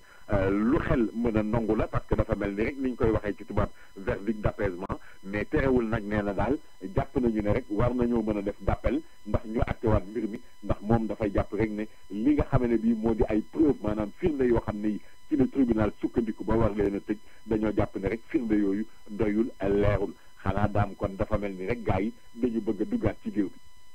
waaw mais am na ñoo xam ne itam kat ñoom dañu duggoon ci géew bi ñu génne leen ci waaye génne ba indi coow mooy lu mel ne li xewoon ci Lamantin bi muy hôtel bi ñuy jiiñ Luc Nicolaï ak borom hôtel ba ñu jàppoon ko ba mu dugg ci géew bi ñu génnewaat ko magistrat yi seen bopp sax boo moytuwul fi nekket kon xamul fu ñu nar a mujjee. non daam loolu li nga wax lu leer naññ la fi mu ne nekk ni coow li dafa xaw a gën a bari parce que xam nga coowu Lamantin bi ci boobu bon jàppoon nañ ci Bertrand Touly yóbbu ko kaso di wax naan criminel la parce que lu ñu ko doon jiiñ mooy trafic de drogue te trafic de drogue crime la kooku dañu wax ne kenn mënu cee am liberté provisoire mais ñu gis ne Bertrand Touly mujj naa am liberté provisoire maanaam bàyyi nëgandiku mu dem yoonam Luc Nicolaï moom ñu ngi ko def ci kaso bi ba tey mais xam nga li ci doy waar mooy dafa nekk affaire boo xam ne nii dañu ko yóbbu woon pour ci tribunal correctionnel bi daal di koy atte mujj gi tribunal correctionnel bi ne moom compétent wul pour atte mbir moomu ñu ne déet ne waaye nag ci la ñu daal di bàyyee waajale bàyyi ko bàyyi nëgandiku avocat yi ñoom Luc Nicolaï di wax naan Luc Nicolaï waratuñu ko téye ci biir kaso bi parce que war nañ leen mën a bàyyi ñu dem coow li nag jàpp kaw jàpp suuf ñu jëloon dossier bi nag jébbal ko cour suprême nag tey jii moo wax ne daal lay nangu dossier bi ci tribunalu kees ba nga xam ne bii moo ko yoroon maanaam bépp kayit bu ci procureur ba yoroon wala juge d'instruction bi nga xam ne bii sax moom moo may bàyyi nëgandiku Bertrand Touly ñooñu la ñu wax ne dossier yëpp nañu leen ko jox ñu jël ko jébbal ko ki nga xam ne bii mooy doyen des juges ba nekk ca Ndakaaru muy Mao Sémou Diouf mu lijjanti mbir moomu ñu ngi wax sax nag naan boo moytuwul cour suprême ñi nga xam ne bii mooy magistrat yi nekk Thiès maanaam juge baag procureur baag ñooñu ñëpp boo moytuwul danañ leen traduire ci conseil de discipline parce que dañu jàpp ne daal mbir mi nañu ko doxalee am na ci loo xam ne ni dafa tey xel ba tax na nag nee nañu daal lépp loo xam ne nii moom lañ ci war a leeral daam baabu cour suprême dana ko leeral ba mu leer nañ. waaw defe naa que yaa ngi doon wax ne biñ leen jotee yóbbu correctionnel dañ leen mujj delloowaat ne leen du fii mooy dañ leen jàpp ne flagrant délit may ku ñu jàpp sa loxo ci biir mbuus jorlu wuti seedeek ay gëstu tribunal bi ne leen déet Luc Nicolaï kat loxo bi yombewul noonu du loolu la de. ci lu leer. waaw Pape kon defe naa ne léegi du ñoom rek ñoom it la seen i mbir ñu di ko wax ca tribunal ba ndax am na lool ñu bari yëguñu ko woon wala boog bett na leen xale yi nga xam ne ñoo yëngatu woon le 23 juin 2011 ba président Abdoulaye Wade dellu gannaaw ci loi bi mu bëggoon def affaire vice président ndekete am na ci ay gone yooyu ba léegi ñu ngi ci kaso bi ñu waroon leen atte ñu ne leen dàqaat nañ atte bi. gone yooyu ñu ngi ci kaso bi ba léegi daam baabu te danañu ci toogandiwaat parce que lu gàtt fukki fan ak juróom encore parce que dañu leen waroon a atte waaye seen avocat yi sax doon leen ñaanal liberté provisoire mais liberté provisoire ba procureur daf koo bañ ndax dafa ne li nga xam ne bii moom la ñuy tuumaal ndaw yooyu lu garaaw a garaaw la ba tax fi mu nekk nii daal mënuñu leen bàyyi nëgandiku moo tax ñu delloowaat leen ci kaso bi ba fi léegi fukki fan ak juróom fi lañ leen di attewaat te yaa ngi koy junj léegi ndaw yooyu ñu ngi leen tegoon loxo ñaar fukki fan ak ñett ci weeru juin ci atum 2011 booy xool kon ba ñu nekkee ci kaso beeg léegi ëpp na at ñoom ñoo doon xeex wala ñoo doon kaas ba Ablaye Wade dellu ginnaaw ci projet boobu nga xam ne ni moom la bëggoon dugal ay vice président yu ni mel bokk na ci rek nag li nga xam ne bi am na ñenn ñoo xam ne ñu ngi koy méttilu ñu ngi wax naan tey jii xale yooyu bi ñu leen di atte daanaka ci waa opposition bi wala tey jii opposition bi nga xam ne ñu newoon opposition jamono yooyu te nekk ci nguur gi tey amu ci presque kenn koo xam ne ni ñëw na pour taxawu leen wala ñëw na pour seet si leen loolu gars yi di ko méttilu mais daal li wóor mooy daam xale yi delluwaat nañ ci kaso bi en attendant ñuy dellu si waat jàkkaarloog attekat bi pour xool ñoom seen i mbir fan lay mujj. waaw bala ñu jeexal ci mbiru tribunaux yi nañu wax ci ba tey ci mbiru attekaay yi muy tribunaux yi am na ci yu bees yu ñu nar a taxawal waxu du ko ñu fa war a atte mais dafa am yu bees yu ñu nar a taxawalaat wala yu ñu soppi seen i tur ak lañ leen santoon ñu yokk ko. waaw yu bees yu ñu nar a taxawalaat maanaam daal benn réforme la ñu bëgg indi maanaam soppi doxalin jëm ci ni nga xam ne bii noonu la ñuy defee tribunal fii ci réew mi maanaam li ñu daan wax bu njëkk tribunal régional ak li ñu daan wax tribunal départemental moom la ñu bëgg a bàyyi indi ko beneen façon di wax nag tribunal de grande instance loolu mooy nekk li nga xam ne bii tey jii moom la ñu mën a wax tribunal régional ak tribunal d'instance li ñu mën a wax tey jii tribunal départemental booy xool charte bi ni ñu ko nar a indee wala réforme boobu dañu jàpp ne fukki tribunal de grande instance wala fukki tribunaux de grande instance bu ñu ko bëggee waxee ni ñu koy waxee ci tubaab fukki tribunaux ak juróom-ñeent la ñuy taxawal de grande instance ak ñeent fukk ak juróomi tribunaux d'instance yoo xam ne yi ñoom la ñuy taxawal bu ko defee nag ñu daal di taxawal juróomi cour yoo xam ne yi ay cour d'appel lay doon li nga xam ne bii nag jàpp nañu ko ci tribunaux de grande instance yoo xam ne yu bees la yu ñuy sos mooy doon bu Pikine bu Géejawaay bu Tëngéej bu Mbuur bu Tivaouane ak bu Mbacké danañu yokki tamit yeneen tribunaux d'instance fu demee ni ki Ranérou Ferlo Salémata ak Saraya loolu jëwriñ bi nga xam ne bi moom la ñu dénk mbirum yoon moom moo ko xamle nee nañu nag li nga xam ne nii moom lañ ci jublu daal dañoo bëgg mbiri yoon gën a ñoŋ mbiri yoon gën a dox te itamit loolu moo tax sax ñu jàpp ne war nañu taxawal fukki maison de justice ak benn maison de justice nag dafay nekk loo xam ne nii moom du nekk tribunal waaye daal pour arranger mbir yoo xam ne yi war nañoo mën a lijjanti ci fexe nu mu bañ a yeggee tribunal maanaam foo xam ne nii daal dañu fay jéem a defee daal waxtaan ci biiri mbokk arrangement wax ba juboo dàmbaam. waaw Pape kon bàyyil ma aat ni ko waat tuuti comme jeexal nañu tey jii ci lu jëm ci mbiru tribunal yeeg attekaay yeeg ñi ñu atteeg yooyu bu ñu dellu see door a dugaat ci leneen. képp ku yaakaar ne expérience am na lu ko mën a wuutu boobu da ngaa demagul Africa Travel Management boo demee Africa Travel Management ba fekk fa Cheikh Diwane Sylla ak expert ya mu àndal da nga xam ne agence boobu rek moo lay wax ne la avion boo bëgg a demee ak fu mu mën a jëm muy South Africa Delta Royal Air Maroc njëg yi gën a yomb ñoo la koy wax la avion bi ngay demee Africa Travel Management mi ngi nekk fii ci New York 515 Madison Avenue ca 9th floor ba ci corner 53rd Street bu dee ca Sénégal ma nga nekk ca West Foire ci VDN bi immeuble numéro 147 ca premier étage ba ci Dakar Yoff bu la neexee mën ngaa woote fii ci New York 212 481 3850 wala ca Ndakaaru 221 33 820 6042 wala sax li gën a yomb mën ngaa dugg ci seen website www.myafricatravelonline.com. Mohamed bi City White Car Repair bi nekk ci 250 East 137th Street between 7 and Ryder moo dellu si di leen fàttali ne ba mu leen yàggee taxawu seen oto fu mu paane yàgg na lool te bànneex rek la ngeen ci am oto bu ngeen mën a am moo xam yu yàgg yi la moo xam Toyota yu bees yi la bu mu mën a doon lu ci mën a yàqu dem leen ci Mohamed bu City White Car Repair mu taxawul leen ko ratif daal leen koy defal ci na mu gën a baaxee ca njëg yooyu mu gën a bëgg mécaniciens yi man ci dëkk bi ñoom la fa dajale moo xam doomi réew mi lañu moo xam ay doomi Afrique yu fi nekk la Mohamed bu City White Car Repair nee na lu ngeen ko fa indil muy 24 heures sur 24 te du tëj benn bis du tëj benn waxtu lu ngeen am rek lu ngeen bëgg a def lu ci seen oto moo xam lu paan la moo xam oil change la moo xam frein yi ñuy defaraat la dem leen seeti Mohamed bu City White Car Repair mi ngi nekk ci 250 East 137th Street ci diggante 3rd Avenue and Ryder téléphone 212 401 2959 212 401 2959.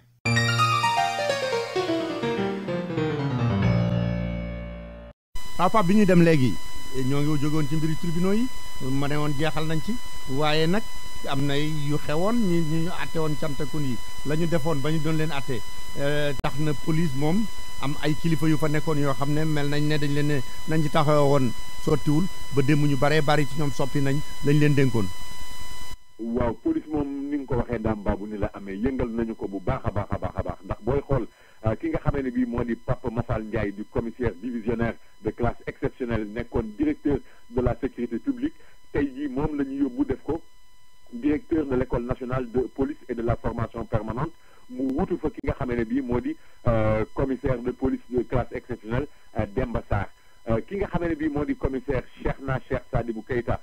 moom tamit nekkoon direction générale de la police nationale moom la ñu yóbbu tey jii nommé ko directeur de l'office central de la répression du trafic illicite des stupéfiants maanaam daal ñi nga xam ne bii ñooy jaay drogue ak yu ni mel moom mu xam ne bii moo di commissaire Abdoulaye Niang ki nga xam ne bii moom la ñuy wax commissaire Anna Sémou Diouf moom itamit nekkoon directeur de la police judiciaire tey jii dañu ko nommé mu nekk coordonnateur national bu comité interministériel bi nga xam ne bii mooy xeex drogue ak yu ni mel moom mu wuutu ki di commissaire Abi Diallo ki nga xam ne bii moom la ñuy wax Seydou Bokar Yàgg di commissaire moom itamit nekkoon direction générale bu administration des douanes moom la ñu nommé tey jii directeur de la police judiciaire mu wuutu fa ki nga xam ne bii moo di commissaire bi di Anna Sémou Faye commissaire Demba Sarr bi nga xam ne bii moom moo nekkoon directeur bu école nationale de police maa ngi la koy wax sànq moom la ñu nommé directeur bu sécurité publique mu dal di fay wuutu ki nga xam ne bii moo di commissaire Papa Mafal Ndiaye loolu nag di nomination yoo xam ne ni ñu ko indee ñenn ñi dañu jàpp ne lenn ci commissaire yi moom dañu leen yokkal ay bagages ñu jàpp ne ñeneen ñi nag ñoom maanaam daal seen affaire dafa yàqu ndax fu baax la ñu nekkoon ñu jëlee leen fa yóbbu leen fi ñuy wax daal gaaraat. waa Pape yaa ngi wax ne fu baax la ñu nekkoon waaye itam am na ñoo xam ne ñoom it dafa mel ne ren ji xaw na gën a baax tuuti ñu yor mbiru mbay mi surtout mbayum gerte gi gouvernement bi nee nañ yokk nañ li doon fay waaye dañ ne bi yoon teg gi rek boo sëggee siggi si ñu jox la sa xaalis ku ko def lu dul loolu da nga ko joteeg buur. teg gi wala ni ko sama nijaay Pape Doxaane daan waxee njëgu baam day tuut te teew daam baabu ren ji gouvernement bi dafa jàpp ne li ñu naan bon impayé wala noté képp koo xam ne nii def nga ko fi danañu ko digaaleeg yow ba mu saf te booy xool tamit dañuy wax naan ñu ngi jàpp ne li ñu nar a dékk ci gerte ren war na toll ci diggante 750 000 jàpp 800 000 tonnes mu mel ni boo koy xool tey jii am na li ci yokk lu toll ci 28% bu ñu ko méngale ak li nga xam ne bii moo amoon daaw yaa ngi koy wax léegi tamit kilo gerte bi yóbbu nañu ko ci fanweer ak juróom-ñett ba tax na nag fi mu nekk nii nee nañu mbir mi moom na jaar yoon rek ku teg na teggi maanaam ku joxe gerteem daal ñu peese nañu ko fay xaalisam mu dem ci lu leer naññ amul leneen loo xam ne ni war nañu ko fay mën a def mu indi nag loo xam ne ni tamit fi mu nekk ni coow laa ngi jàpp kaw jàpp suuf parce que waa Sinéor ñu ngi wax naan opérateur privé du fi dugg ñoom il faut ñu jënd li nga xam ne bii mooy gerte gi danañ ko bañuñ ci lu ci waay bañuñu ko ci maanaam daal dafa mel ni dañu commencé tiit rawatina bi nga xam ne bii ñu ngi wax daam baabu naan chinois yi tey jii nar nañoo ñëw dugg si ci li nga xam ne bii moo di njëndum gerte gi ba tax na nag jawriñ ji nga xam ne bii moom la ñu dénk mbirum mbéy mi nee na ñi nga xam ne bii ñoo nekk fii ci biir réew mi di yëngatu ci mbir mi duñu leen sonal duñu leen fakkatal duñu leen budd xataal parce que usine bi di Sinéor faaw mu am loo xam ne lii dana ko liggéeyee mais tamit gerte gi nga xam ne bii mooy des nag ay la yéwén wax dëgg yàlla bu fekkee ne bii dafa am ñoo xam ne ni dañoo nar a ñëw pour jënd ko te la ñu koy jëndee nar a ëpp li nga xam ne bii sax moom lañ koy jaayee ci biir réew mi ñooñu tamit nag il faut ñu bàyyi leen ñu jaay seen gerte ba tax nag waa Sinéor am na ci ñoo xam ne ni ñu ngi wax naan tey jii buñ fi bëggee dugal chinois yi wala ñu indi fi yeneen façon opérateur loolu dafa mel ni liggéey bi ci biir réew mi fii la ñu bëgg nasaxal wala sax ñoom mën nañ cee demee ba ñàkk seen liggéey mais daal li wóor mooy ñi nga xam ne bii ñoo doon béy ñoo doon sonn ñoo doon ñàkk ci naaj wi nee nañu ñoom daal li wóor mooy li leen intéressé te yitteel leen mooy seen gerte nañu ko jaay ci njëg gu baax dàmbam. American Language Center mi nga xam ne moo leen di jàngal anglais moo leen di xamal ne ku nekk ci réew boo bëggee sa dëkk neex fa da nga war a wax làkk wa ñu fay wax moo tax mu ne leen bu ngeen bëggee jàng anglais ñëw leen seet si ko mi ngi ci locom yu bees yi 229 West 36th Street ci third floor bi ci diggante 7th ak 8th Avenue jege lool Penn Station fanweeri at ak juróom a ngi nii ñuy jàng anglais te jàngalekat yi gën a aay ci dëkk bi ñoom la ñu fa dajale bu fekkee ne da ngay door a tàmbali wala nga bëgg a bënnal sam njàng itam foofa nga war a dem te la ngay fay tuuti na lool moo gën a yombale ci dëkk bi yéen ñi dëkk Queens itam dem leen ci Jackson Heights ci 75-01 Broadway bu ngeen demee fekk fa American Language Center bu ngeen ci bëggee xam lu gën a leer woote leen ci 1-800 English 1-800 364 5474 1-800 364 5474 bu ngeen wootee laajte André. bu ñu jógee ci loolu itam gouvernement bi defe naa ne li muy saytu naan dootuñu ko defee ni ñu ko daan defee mbiru gerte gi rek yemu ci de fonctionnaire yi itam nee na danañ leen wàññi ba xam ñooy xëy seeg ñan ñooy xëy seeg ñoo xam ne bu weer dee rek lañ leen fay gis. daan baabu fonctionnaire yi nee nañu danañ ko xayma danañu ko lijjanti ba mu leer naññ te bii yoon gars yi nee nañu foowuñu kafuñu reewuñu caaxaanuñu parce que dañu ne danañ leen wàññi benn ñaar ñett ñeent juróom ba keroog fa mu yem te it wàññi bi day ànd ak di leen portale ak di jël seen i empreinte comme ni nga xamee ne bii noonu la ñu koy defee ci passeport biométrique yi ba nga xam ne li daan xew démb ak bërki démb wala li ñenn ñi daan def wala gars yu dëgër fi jël passeport jàmbur teppi taf photo pour mën cee tukki xam nga loolu seen réew moomu tey ji kenn mënu faa dugg ak passeport jàmbur man mii bu ma jëloon sa passeport bëgg ko faa duggee léegi gars yi ne ma toogeel ne noonu la ñu wax nag ne moom la ñu bëgg a lijjantee li nga xam ne bii mooy mbirum fonctionnaire yi ba xam lim bi nan la toll bu ko defee nag ñi nga xam ne bii doon nañu fayu démb ak bërki démb te amuñu woon droit ci loolu wala ay politique mbaa ay tappale moo leen yóbbu woon foofu danañu ko jëflanteeg ñoom ba mu saf-saf maanaam daal lépp loo xam ne lii waaye lekk na ko ci moo xam muy dërëm mbaa muy fistin da nga ko goqi moom itamit mu mel ni rek daam baabu nguuru Macky Sall moom li nga xam ne bii moom la ñuy wax naan dañoo bëgg a xeex xaalis bi nga xam ne bii moom la ñuy génne wala moom la ñuy jëlee ci ñu leewul mën nañoo gëm ne nag gars yi bi yoon fas nañ ci yéene xar seen tànk tubé waaw def mel ne loolu dañ ci boole affaire vignette yi ndax nee nañ code général des impôts bi loi bi tëral impôts yi xam nga vignette yi léeg-léeg da nga daan dem rek lijjanti daal di am koo jox dara mu jox la këyit nga taf mu nekk vignette gars yi nañ vignette bi sax dañ ko dindi léegi mais ci lu leer daam parce que gars yi dañu dem ba gis ne mbirum vignette yi booy xool dañuy jàpp ne li mu oto yi li mu toll li mu téeméer boo jël daanaka ñaar fukk ñoo ci daan fay vignette li ci des yëpp ay taf yëngal ak ay lijjanti la doon doon ba tax nag gars yi ne léegi dañuy indi doxalin wu bees woo xam ne ni danañu ko door ci at mii ñu dëgmal ci weeru njëkk wa di weeru janvier ci atum 2013 nee nañu danañu indi système boo xam ne bi dana tax nguur bi mën cee jël koppar yoo xam ne yi dana ëpp ñett jàpp ñeenti yoon mi nga xam ne bi noonu la ñu ko doon amee nii léegi maanaam daal gars yi fépp foo xam ne ni buntu mbuxum la woon daam dañu ko bëgg a fatt bu ko defee nag xaalis bi di dem ci keesu buur dugg ci nafay réew mi bu ko defee ñu mën koo génneewaat askanu Sénégal yëpp jariñu ci mais golo béy baabun dundee moom loolu ne nañ jeex na ci nim réew waaw mais defe naa am na place boo xam ne Dubai Port World la ñuy wax ñu nangu woon ko ci tubaab yi jox ko arab yi am ñu naan sax Karim moom it li ngay wax noonu golo bay baabun dina def ci amoon gars yi fay liggéey ñoom fi mu nekk ñoom seen bopp sax ñoo jóg di grève direction ba ne leen lu ngeen manti waxit loolu moom duñ ko seetaan parce que nee nañu duñ ko seetaan nag ndax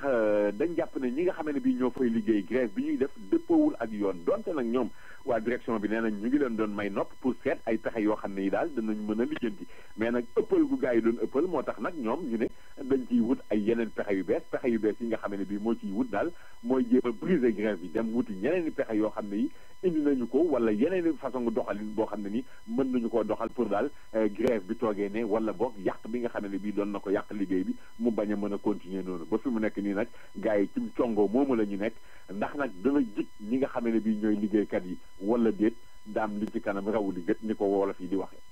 waaw Pape yaa ngi wax mbiru congoo de ci ñu wax léegi ci wàllu politique Idrissa Seck moom léeg-léeg ñu ànd ak Macky am ci ñu naan Idrissa daal ni mu jàppalee kiiwul dafa mën ne dafa bëgg di am congoo suñu diggante ñi ànd ak Idrissa Seck ku mel ne bokkum mi jiite xale yi naan loolu ay waxi kese la waaye bokkum ci boppam naan 2007 moom ku dugg ci géew bi da nga fa daje ak Idrissa Seck ak yooyu doo dellu si ci mbir yooyu. waaw xam nga dafa fekk ne rek daam booy xool diggante réew mi di parti bi nga xamee ne bii moom la Idrissa Seck jiite ak waa bokk yaakaar wala waa APR di parti bi nga xam ne bii mooy parti bu président Macky Sall léeg-léeg daal dafay mel ni diggante bi dafay xaw a ñagas parce que ndaw yi APR yi dañuy ndaw yi réew mi dañuy jiiñ ñi nga xam ne bii ñoo di waa APR naan dañu bëgg a tas seen parti parce que ñu ngi def lu nekk pour débaucher ay militants yu fa nekk maanaam jël seen ay militants jokkee ko doole seen parti ak yu ni mel ni léeg-léeg dañuy dem ba di xaw a tamante ndëmët yu ni mel mais bokkum Thierno Bocoum mi ngay wax di député ci réew mi mi ngi koy wax mi ngi naan tey jii dëgg la Idrissa Seck mi ngi ci biir coalition bi nga xamee ne bii mooy Benno Bokk Yaakaar mais loolu dafa fekk ne dañu àndoon rek def benn coalition pour daal di voté bi ñu voté ba pare nag Macky Sall moo jiite réew mi tey d'accord waaye 2017 Idrissa Seck am na sañ-sañ bu toll ni daal di samp ndëndëm pour laaj réew mi parce que njiitu parti la te itamit ci wàllu at demagul foo xamee ne bii war naa mën a dem à la traite ci wàllu politique donc ci lu leer Idrissa Seck mbiram dafay continuer ba léegi te it mi ngi ciy yokk moom Thierno di wax naan ba tey sax booy xool donte dañuy dal ci kaw Idrissa Seck léeg-léeg ñi nga xam ne bii ñoo bokk ci parti bi nga xam ne nii moo di APR xëy na ay supp la rek wala ay njab wala ay kupp kala yooyu ñooy jéem a dal ci seen kaw mais amul benn nit boo xam ne nii am na ndombo tànk bu rëy ci biir parti bi nga xam ne bii moo di APR buy wëlbatiku di song maanaam daal ci gàttal li mu bëgg a wax moo di fi mu nekk nii tey jii ànd bi guddi gàtt coalition la woon wote ya jeex na fi mu nekk nii léegi nag ku ne sañ ngaa dem liggéey di sa bopp mais mais en tout cas Idriss Seck moom am na droit te it jàpp na ne dana présenté ci li nga xam ne bii moo di présidentielle bu 2017 ci lu leer parce que nag moom itamit war naa laaj réew mi am na pour laaj réew mi pour jiite ko moom tamit parce que loolu moo ko tax a jóg loolu moo ko tax a politique. bu ngeen amatee ay vidéo ngeen bëgg ñu defal leen ko ci DVD wala nga am seeni cassette audio yu yàggoon ngeen bëgg ñu defal leen ko ci CD dem leen seeti Yat Ndendori bu Mamadou Sangot bu leen ko fàtte lépp loo xam ne vidéo la buy door a génn wala DVD buy door a génn théâtre la wala musique lu mu ci mën a doon balaa ko kenn di jot Yat Ndendori ñoo koy jëkk a jot ba mu yàgg lool ñeneen ñi door cee am te nag léegi Mamadou Sangot nee na ñëw leen mu di leen yónneel seen xaalis ak fu ngeen bëgg mu dem fa ci Afrique ci taux bi gën a baax te nag li ngay fay moo ci gën a tuutle dana dem Sénégal Côte d'Ivoire Mali Guinée Mauritanie Gambie mënuma koo lim yëpp sax ba mu jeex Yat Ndendori bu Mamadou Sangot mi ngi nekk ci 365 Lenox Avenue ci diggante 128 ak 129 téléphone 646 620 09 33 wala 646 555 42 94. baax yaay soor bu Modou Wade moo ëndeeti ak ay cosmétiques yoo xam ne yéen jigéen ñi déglu leen bu baax France la ñuy jógee François Bedon ya gaam ba dafay mat sëkk lait de corps lay àndal ànd ak saaboom ak gaam ba dara du ca manqué lait yi nga xam ne vitamine E la ak sérum ba yépp bu ngeen demee fekk ko fa ak diwukaay yi nga xam ne carotte lañ ko defaree bu dee kii ay plus itam lait de corps lay àndal ak sérum bu ñu defaree carotte ak lépp ca saabu ba ca parfum ba dara du ca manqué rose white ya gamba day mat sëkk moom itam baax yaay soor kër Modou Wade bu ngeen demee fekk fay déodorant ay andi cuuraay ak këriñ la ngeen koy lakke sax ma nga fa marakis yi nag spécial la leen ciy defal boo jëndee ñaari paire dañu lay wàññi lu baree bari cassette ya boo jëndee ñeent ñu may la benn yéen ñi nga xam ne jigéen ñi seen ensemble dàll ak saak ak yamuy àndal yépp ak bijoux ak montre bu ngeen demee fekk ko baax yaay soor kër Modou Wade bu ngeen bëggee fay seeni bill Sénégal itam wala ngeen jënd carte téléphone yoo xam ne $10 yi 60 minutes lay doon dem leen baax yaay soor kër Modou Wade bu ngeen nekkul ci biir New York wala jot siwu leen bu ngeen wootee danañ leen ko mën a deliveril woo leen Modou Wade ci 347 294 6868 347 294 6868 wala ngeen woote baax yaay soor fekk fa maamu ci 212 866 5616.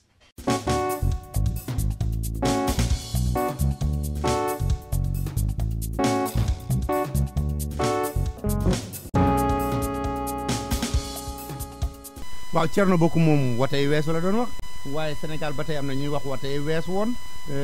Thierno Bocoum yii ñëw lay wax baal ma mais am na Sénégal ñuy wax ba tey yi weesu woon ñu naan diggante ñaari wote yi ñaari tour yi président Abdoulaye Wade def see signé ñaari décret yoo xam ne 29 milliards la génne ci keesu buur ñu ne lenn li noonu lañ ko jox xaalis bu bees tàq Sonante et Trébuchante defe naa noonu lañ koy waxee ngir mu campagne ko Sonante allo waaw tey jii daal moom téléphone moom waaw Pape Ndaw comme tey téléphone bi daf ñu sonal xam naa ne dañuy woote beneen façon xam naa sax du leere ne comme li ñu weesu woon mais nan yeggale comme li ci des bareetul yaa ñoo ngi doon wax mbiru président Abdoulaye Wade mbiru xobet wala Sonante Trébuchante nga doon expliquer ne moom daal dafa mel ni mbiri da koo topp waaw daal ni nga ko waxee espèce Sonante et Trébuchante wala xobet loolu daal la gars yi il faut ñu leeral ko parce que moom Abdoulaye Wade dañuy wax naan diggante ñaar fukki fan ak juróom-ñett ak ñaar fukki fan ak juróom-ñeent ci weeru février ci bi ñu doon wote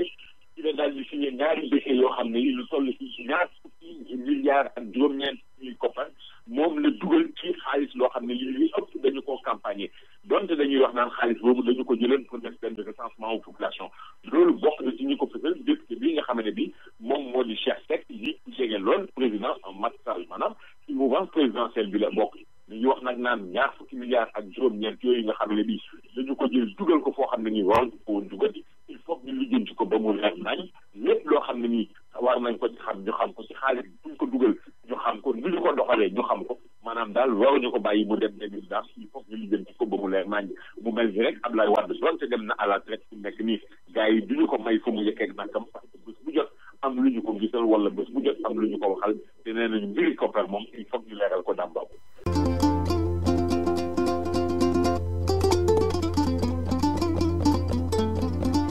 asalaamaaleykum suñu mbokk déglukat yi man seen mbokk seen xarit Omar Diaw Seck maa dellu siwaat ci rajo bi di leen yëgal nag xew-xew bu mag bu nga xamante ni moo war a am fii ci New York xew-xew bi kañ la ñu ni samedi le 29 décembre l'an 2012 lan mooy xew ñu ni Fatou Guewel Diouf mooy ñëw ànd ak Doudou Ndiaye Meng waykat bi xew ci jamono tubaarkàlla macha allah ñu ñëw nag war a ànd ak ensemble instrumental traditionnel de l'Afrique de l'Ouest ensemble bi ay waykat yu jóge Guinée ñu ngi ci ay waykat yu jóge Gambie ñu ngi ci ay waykat yu jóge Côte d'Ivoire ñu ngi ci ay waykat yu jóge Mali ñu ngi ci ñu nekk fukki jigéen ak ñaar ñu ne fan la ñu koy defee ñu ne ñoo ngi koy defee 2537 Broadway ak 95 Street ñu tudde bërëb ba Symphony Space guddi gi nag nee nañu dana rëy incha allah ndax ki nga xam ne moo ko war a présider si moo di madame Marème Faye Sall di première dame war a ñëw ak ministre délégué chargé des Sénégalais de l'extérieur di madame Seynabou Gaye Touré guddi gi nag incha allah dinañu ñëw ci fan yi wax leen ñi nga xam ne ñoom la ñu ko tudde ak ñi ko sponsorisé kon ku ko dégg na ko jottali moromam guddi gi kañ la ñu ni samedi le 29 décembre l'an 2012 nee nañu nag ñoo ngi ñaan sunu mbokk yi ne ñëpp teel a génn parce que salle bi ñu ngi ubbi bunt yi 7 heures spectacle bi mi ngi démarré 8 heures war a jeex minuit foofu nee nañ théâtre la kon bokkul ak spectacle yi nga xam ne ay xaaju guddi la te xam nga ni ñoo ngi ci winte bi jamono bi dafay teel a guddi kon ñoo ngi ñaan nit ñi na ñëpp teel a pare teel a ñëw ci guddi gi 7 heures na fa fekk ñëpp incha allah ñu ubbi buntu yi 8 heures spectacle bi commencé képp ku ci bëgg contact mën nga woo Omar Diaw Seck ci 702 272 7900 wala nga woo Doro Ndongo ci 347 328 7522 wala nga woo Malay Ndiaye ci 347 701 4328 kon nag guddi gaa ngi noonu di samedi le 29 décembre incha allah à 8 heures ca Symphony Space bu soobee yàlla.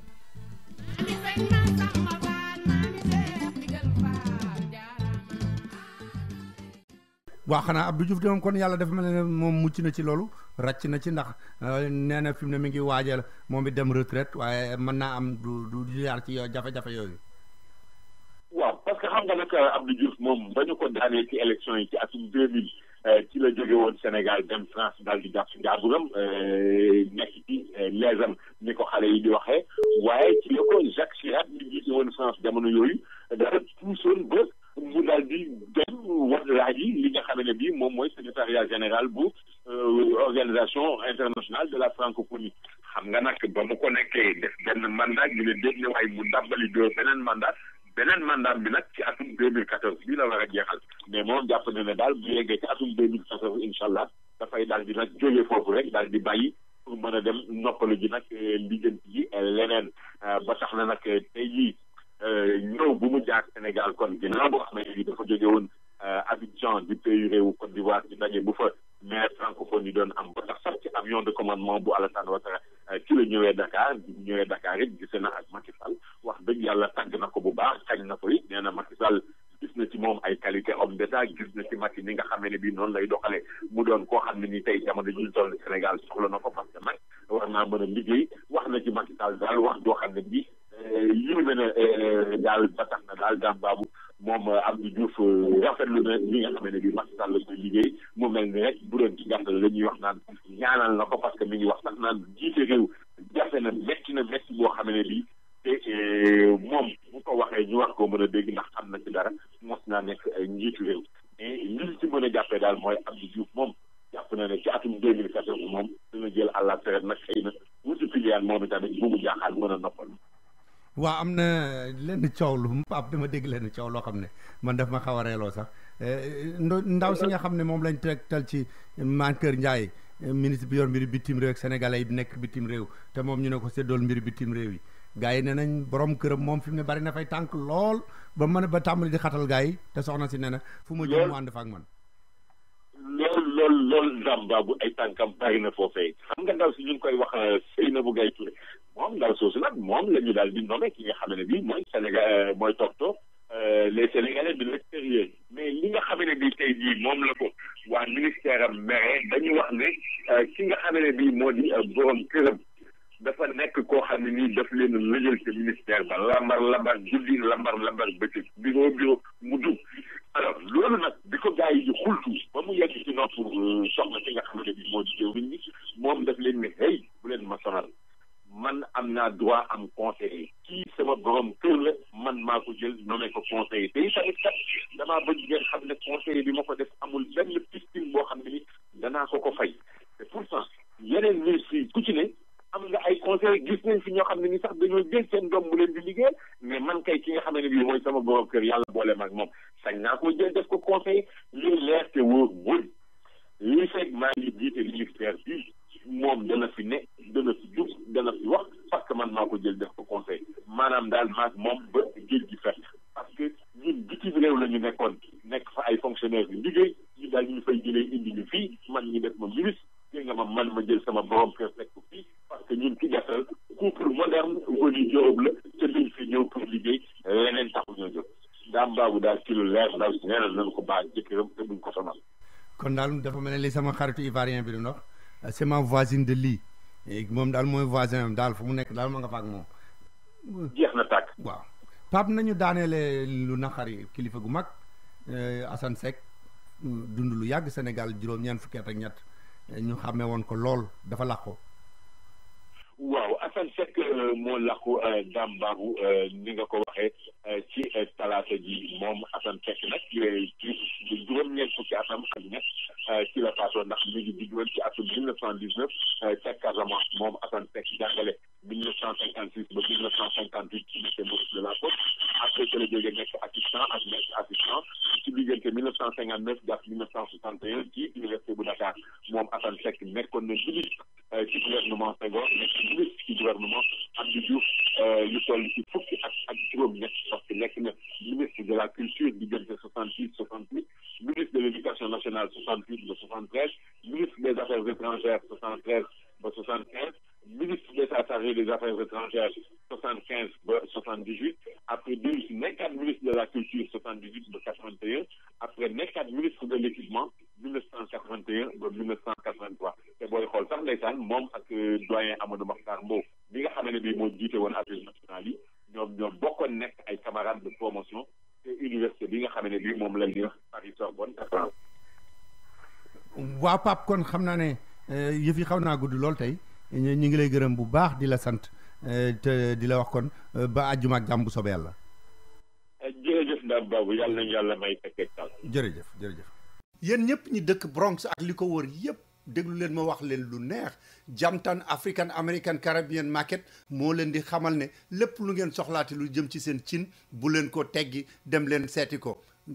Jamtan mi ngi leen di xamal ne am na géej yéet poisson yu frais couscous vermicelle diwtiir caakri tuufa yoxos yàpp xar ak yàpp nag yëpp ak yàpp ganaar yi sax boo bëggee dañ la koy reyal ci sa kanam daal la koy suqil jox la nga dem am na façon jumbo yu ngeen bëgg ba ci ajaay ak jonge ya nga xam ne ñoo am ca Sénégal ak yeneen yu bëree bëri am na aceke am na mburum français moo xam ne da ngay toog ñu lakkal la ko génn ko mu tàng jër ñu jox la am na nooflaay am na gerte xaaraan am na cere ak araw ak yeneen yu dul jeex fruits yaak légumes yi nag moom yu frais lay doon yu bees tàq lañ leen indil te nag loo fa yóbbu ci carte Wig wala yu Food Stamp daañu ko jël boo bëggee chargé lu sa téléphone danañ la ko defal ca Sénégal muy Tigo wala muy Orange boo bëggee ñu fayal la say bill ya nekk ca Sénégal te itam dañuy yónnee xaalis ci Choice Money Transfer ak BHS New York. Jamtan African American Caribbean Market mi ngi nekk ci 1479 Westchester Avenue ci angle Evergreen ci Bronx téléphone 718 450 8200 718 450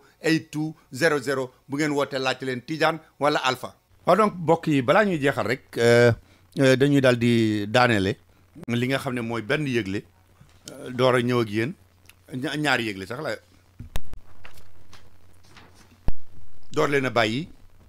ak El Hadj Malick Ndiaye ngir mu daaneele sport bi. lii mi ngi jógee ci daayira Xuddoos bi nga xam ne moo nekk fii ci Amérique ci ndigalul xalif général Mouride Serigne Sidi Mokhtar Mbacke ak ci ndigalul Serigne Ahmadou Mokhtar xalifa généralu Daaru Xuddoos ak Serigne Abdou Fatah mi nga xam ne mooy xalifa Serigne Cheikh Mbacke Gaynde Fatma ak Serigne Moustapha Mbacke Mohamed ak ñi nga xam ne ñoo leen jiite fii ci Amérique soxna Khady Mbacke moom Serigne Baare mi nga xam ne yàlla def na mi ngi fii ak Serigne Lamine Mbacke ak Serigne Aliou Serigne Khadim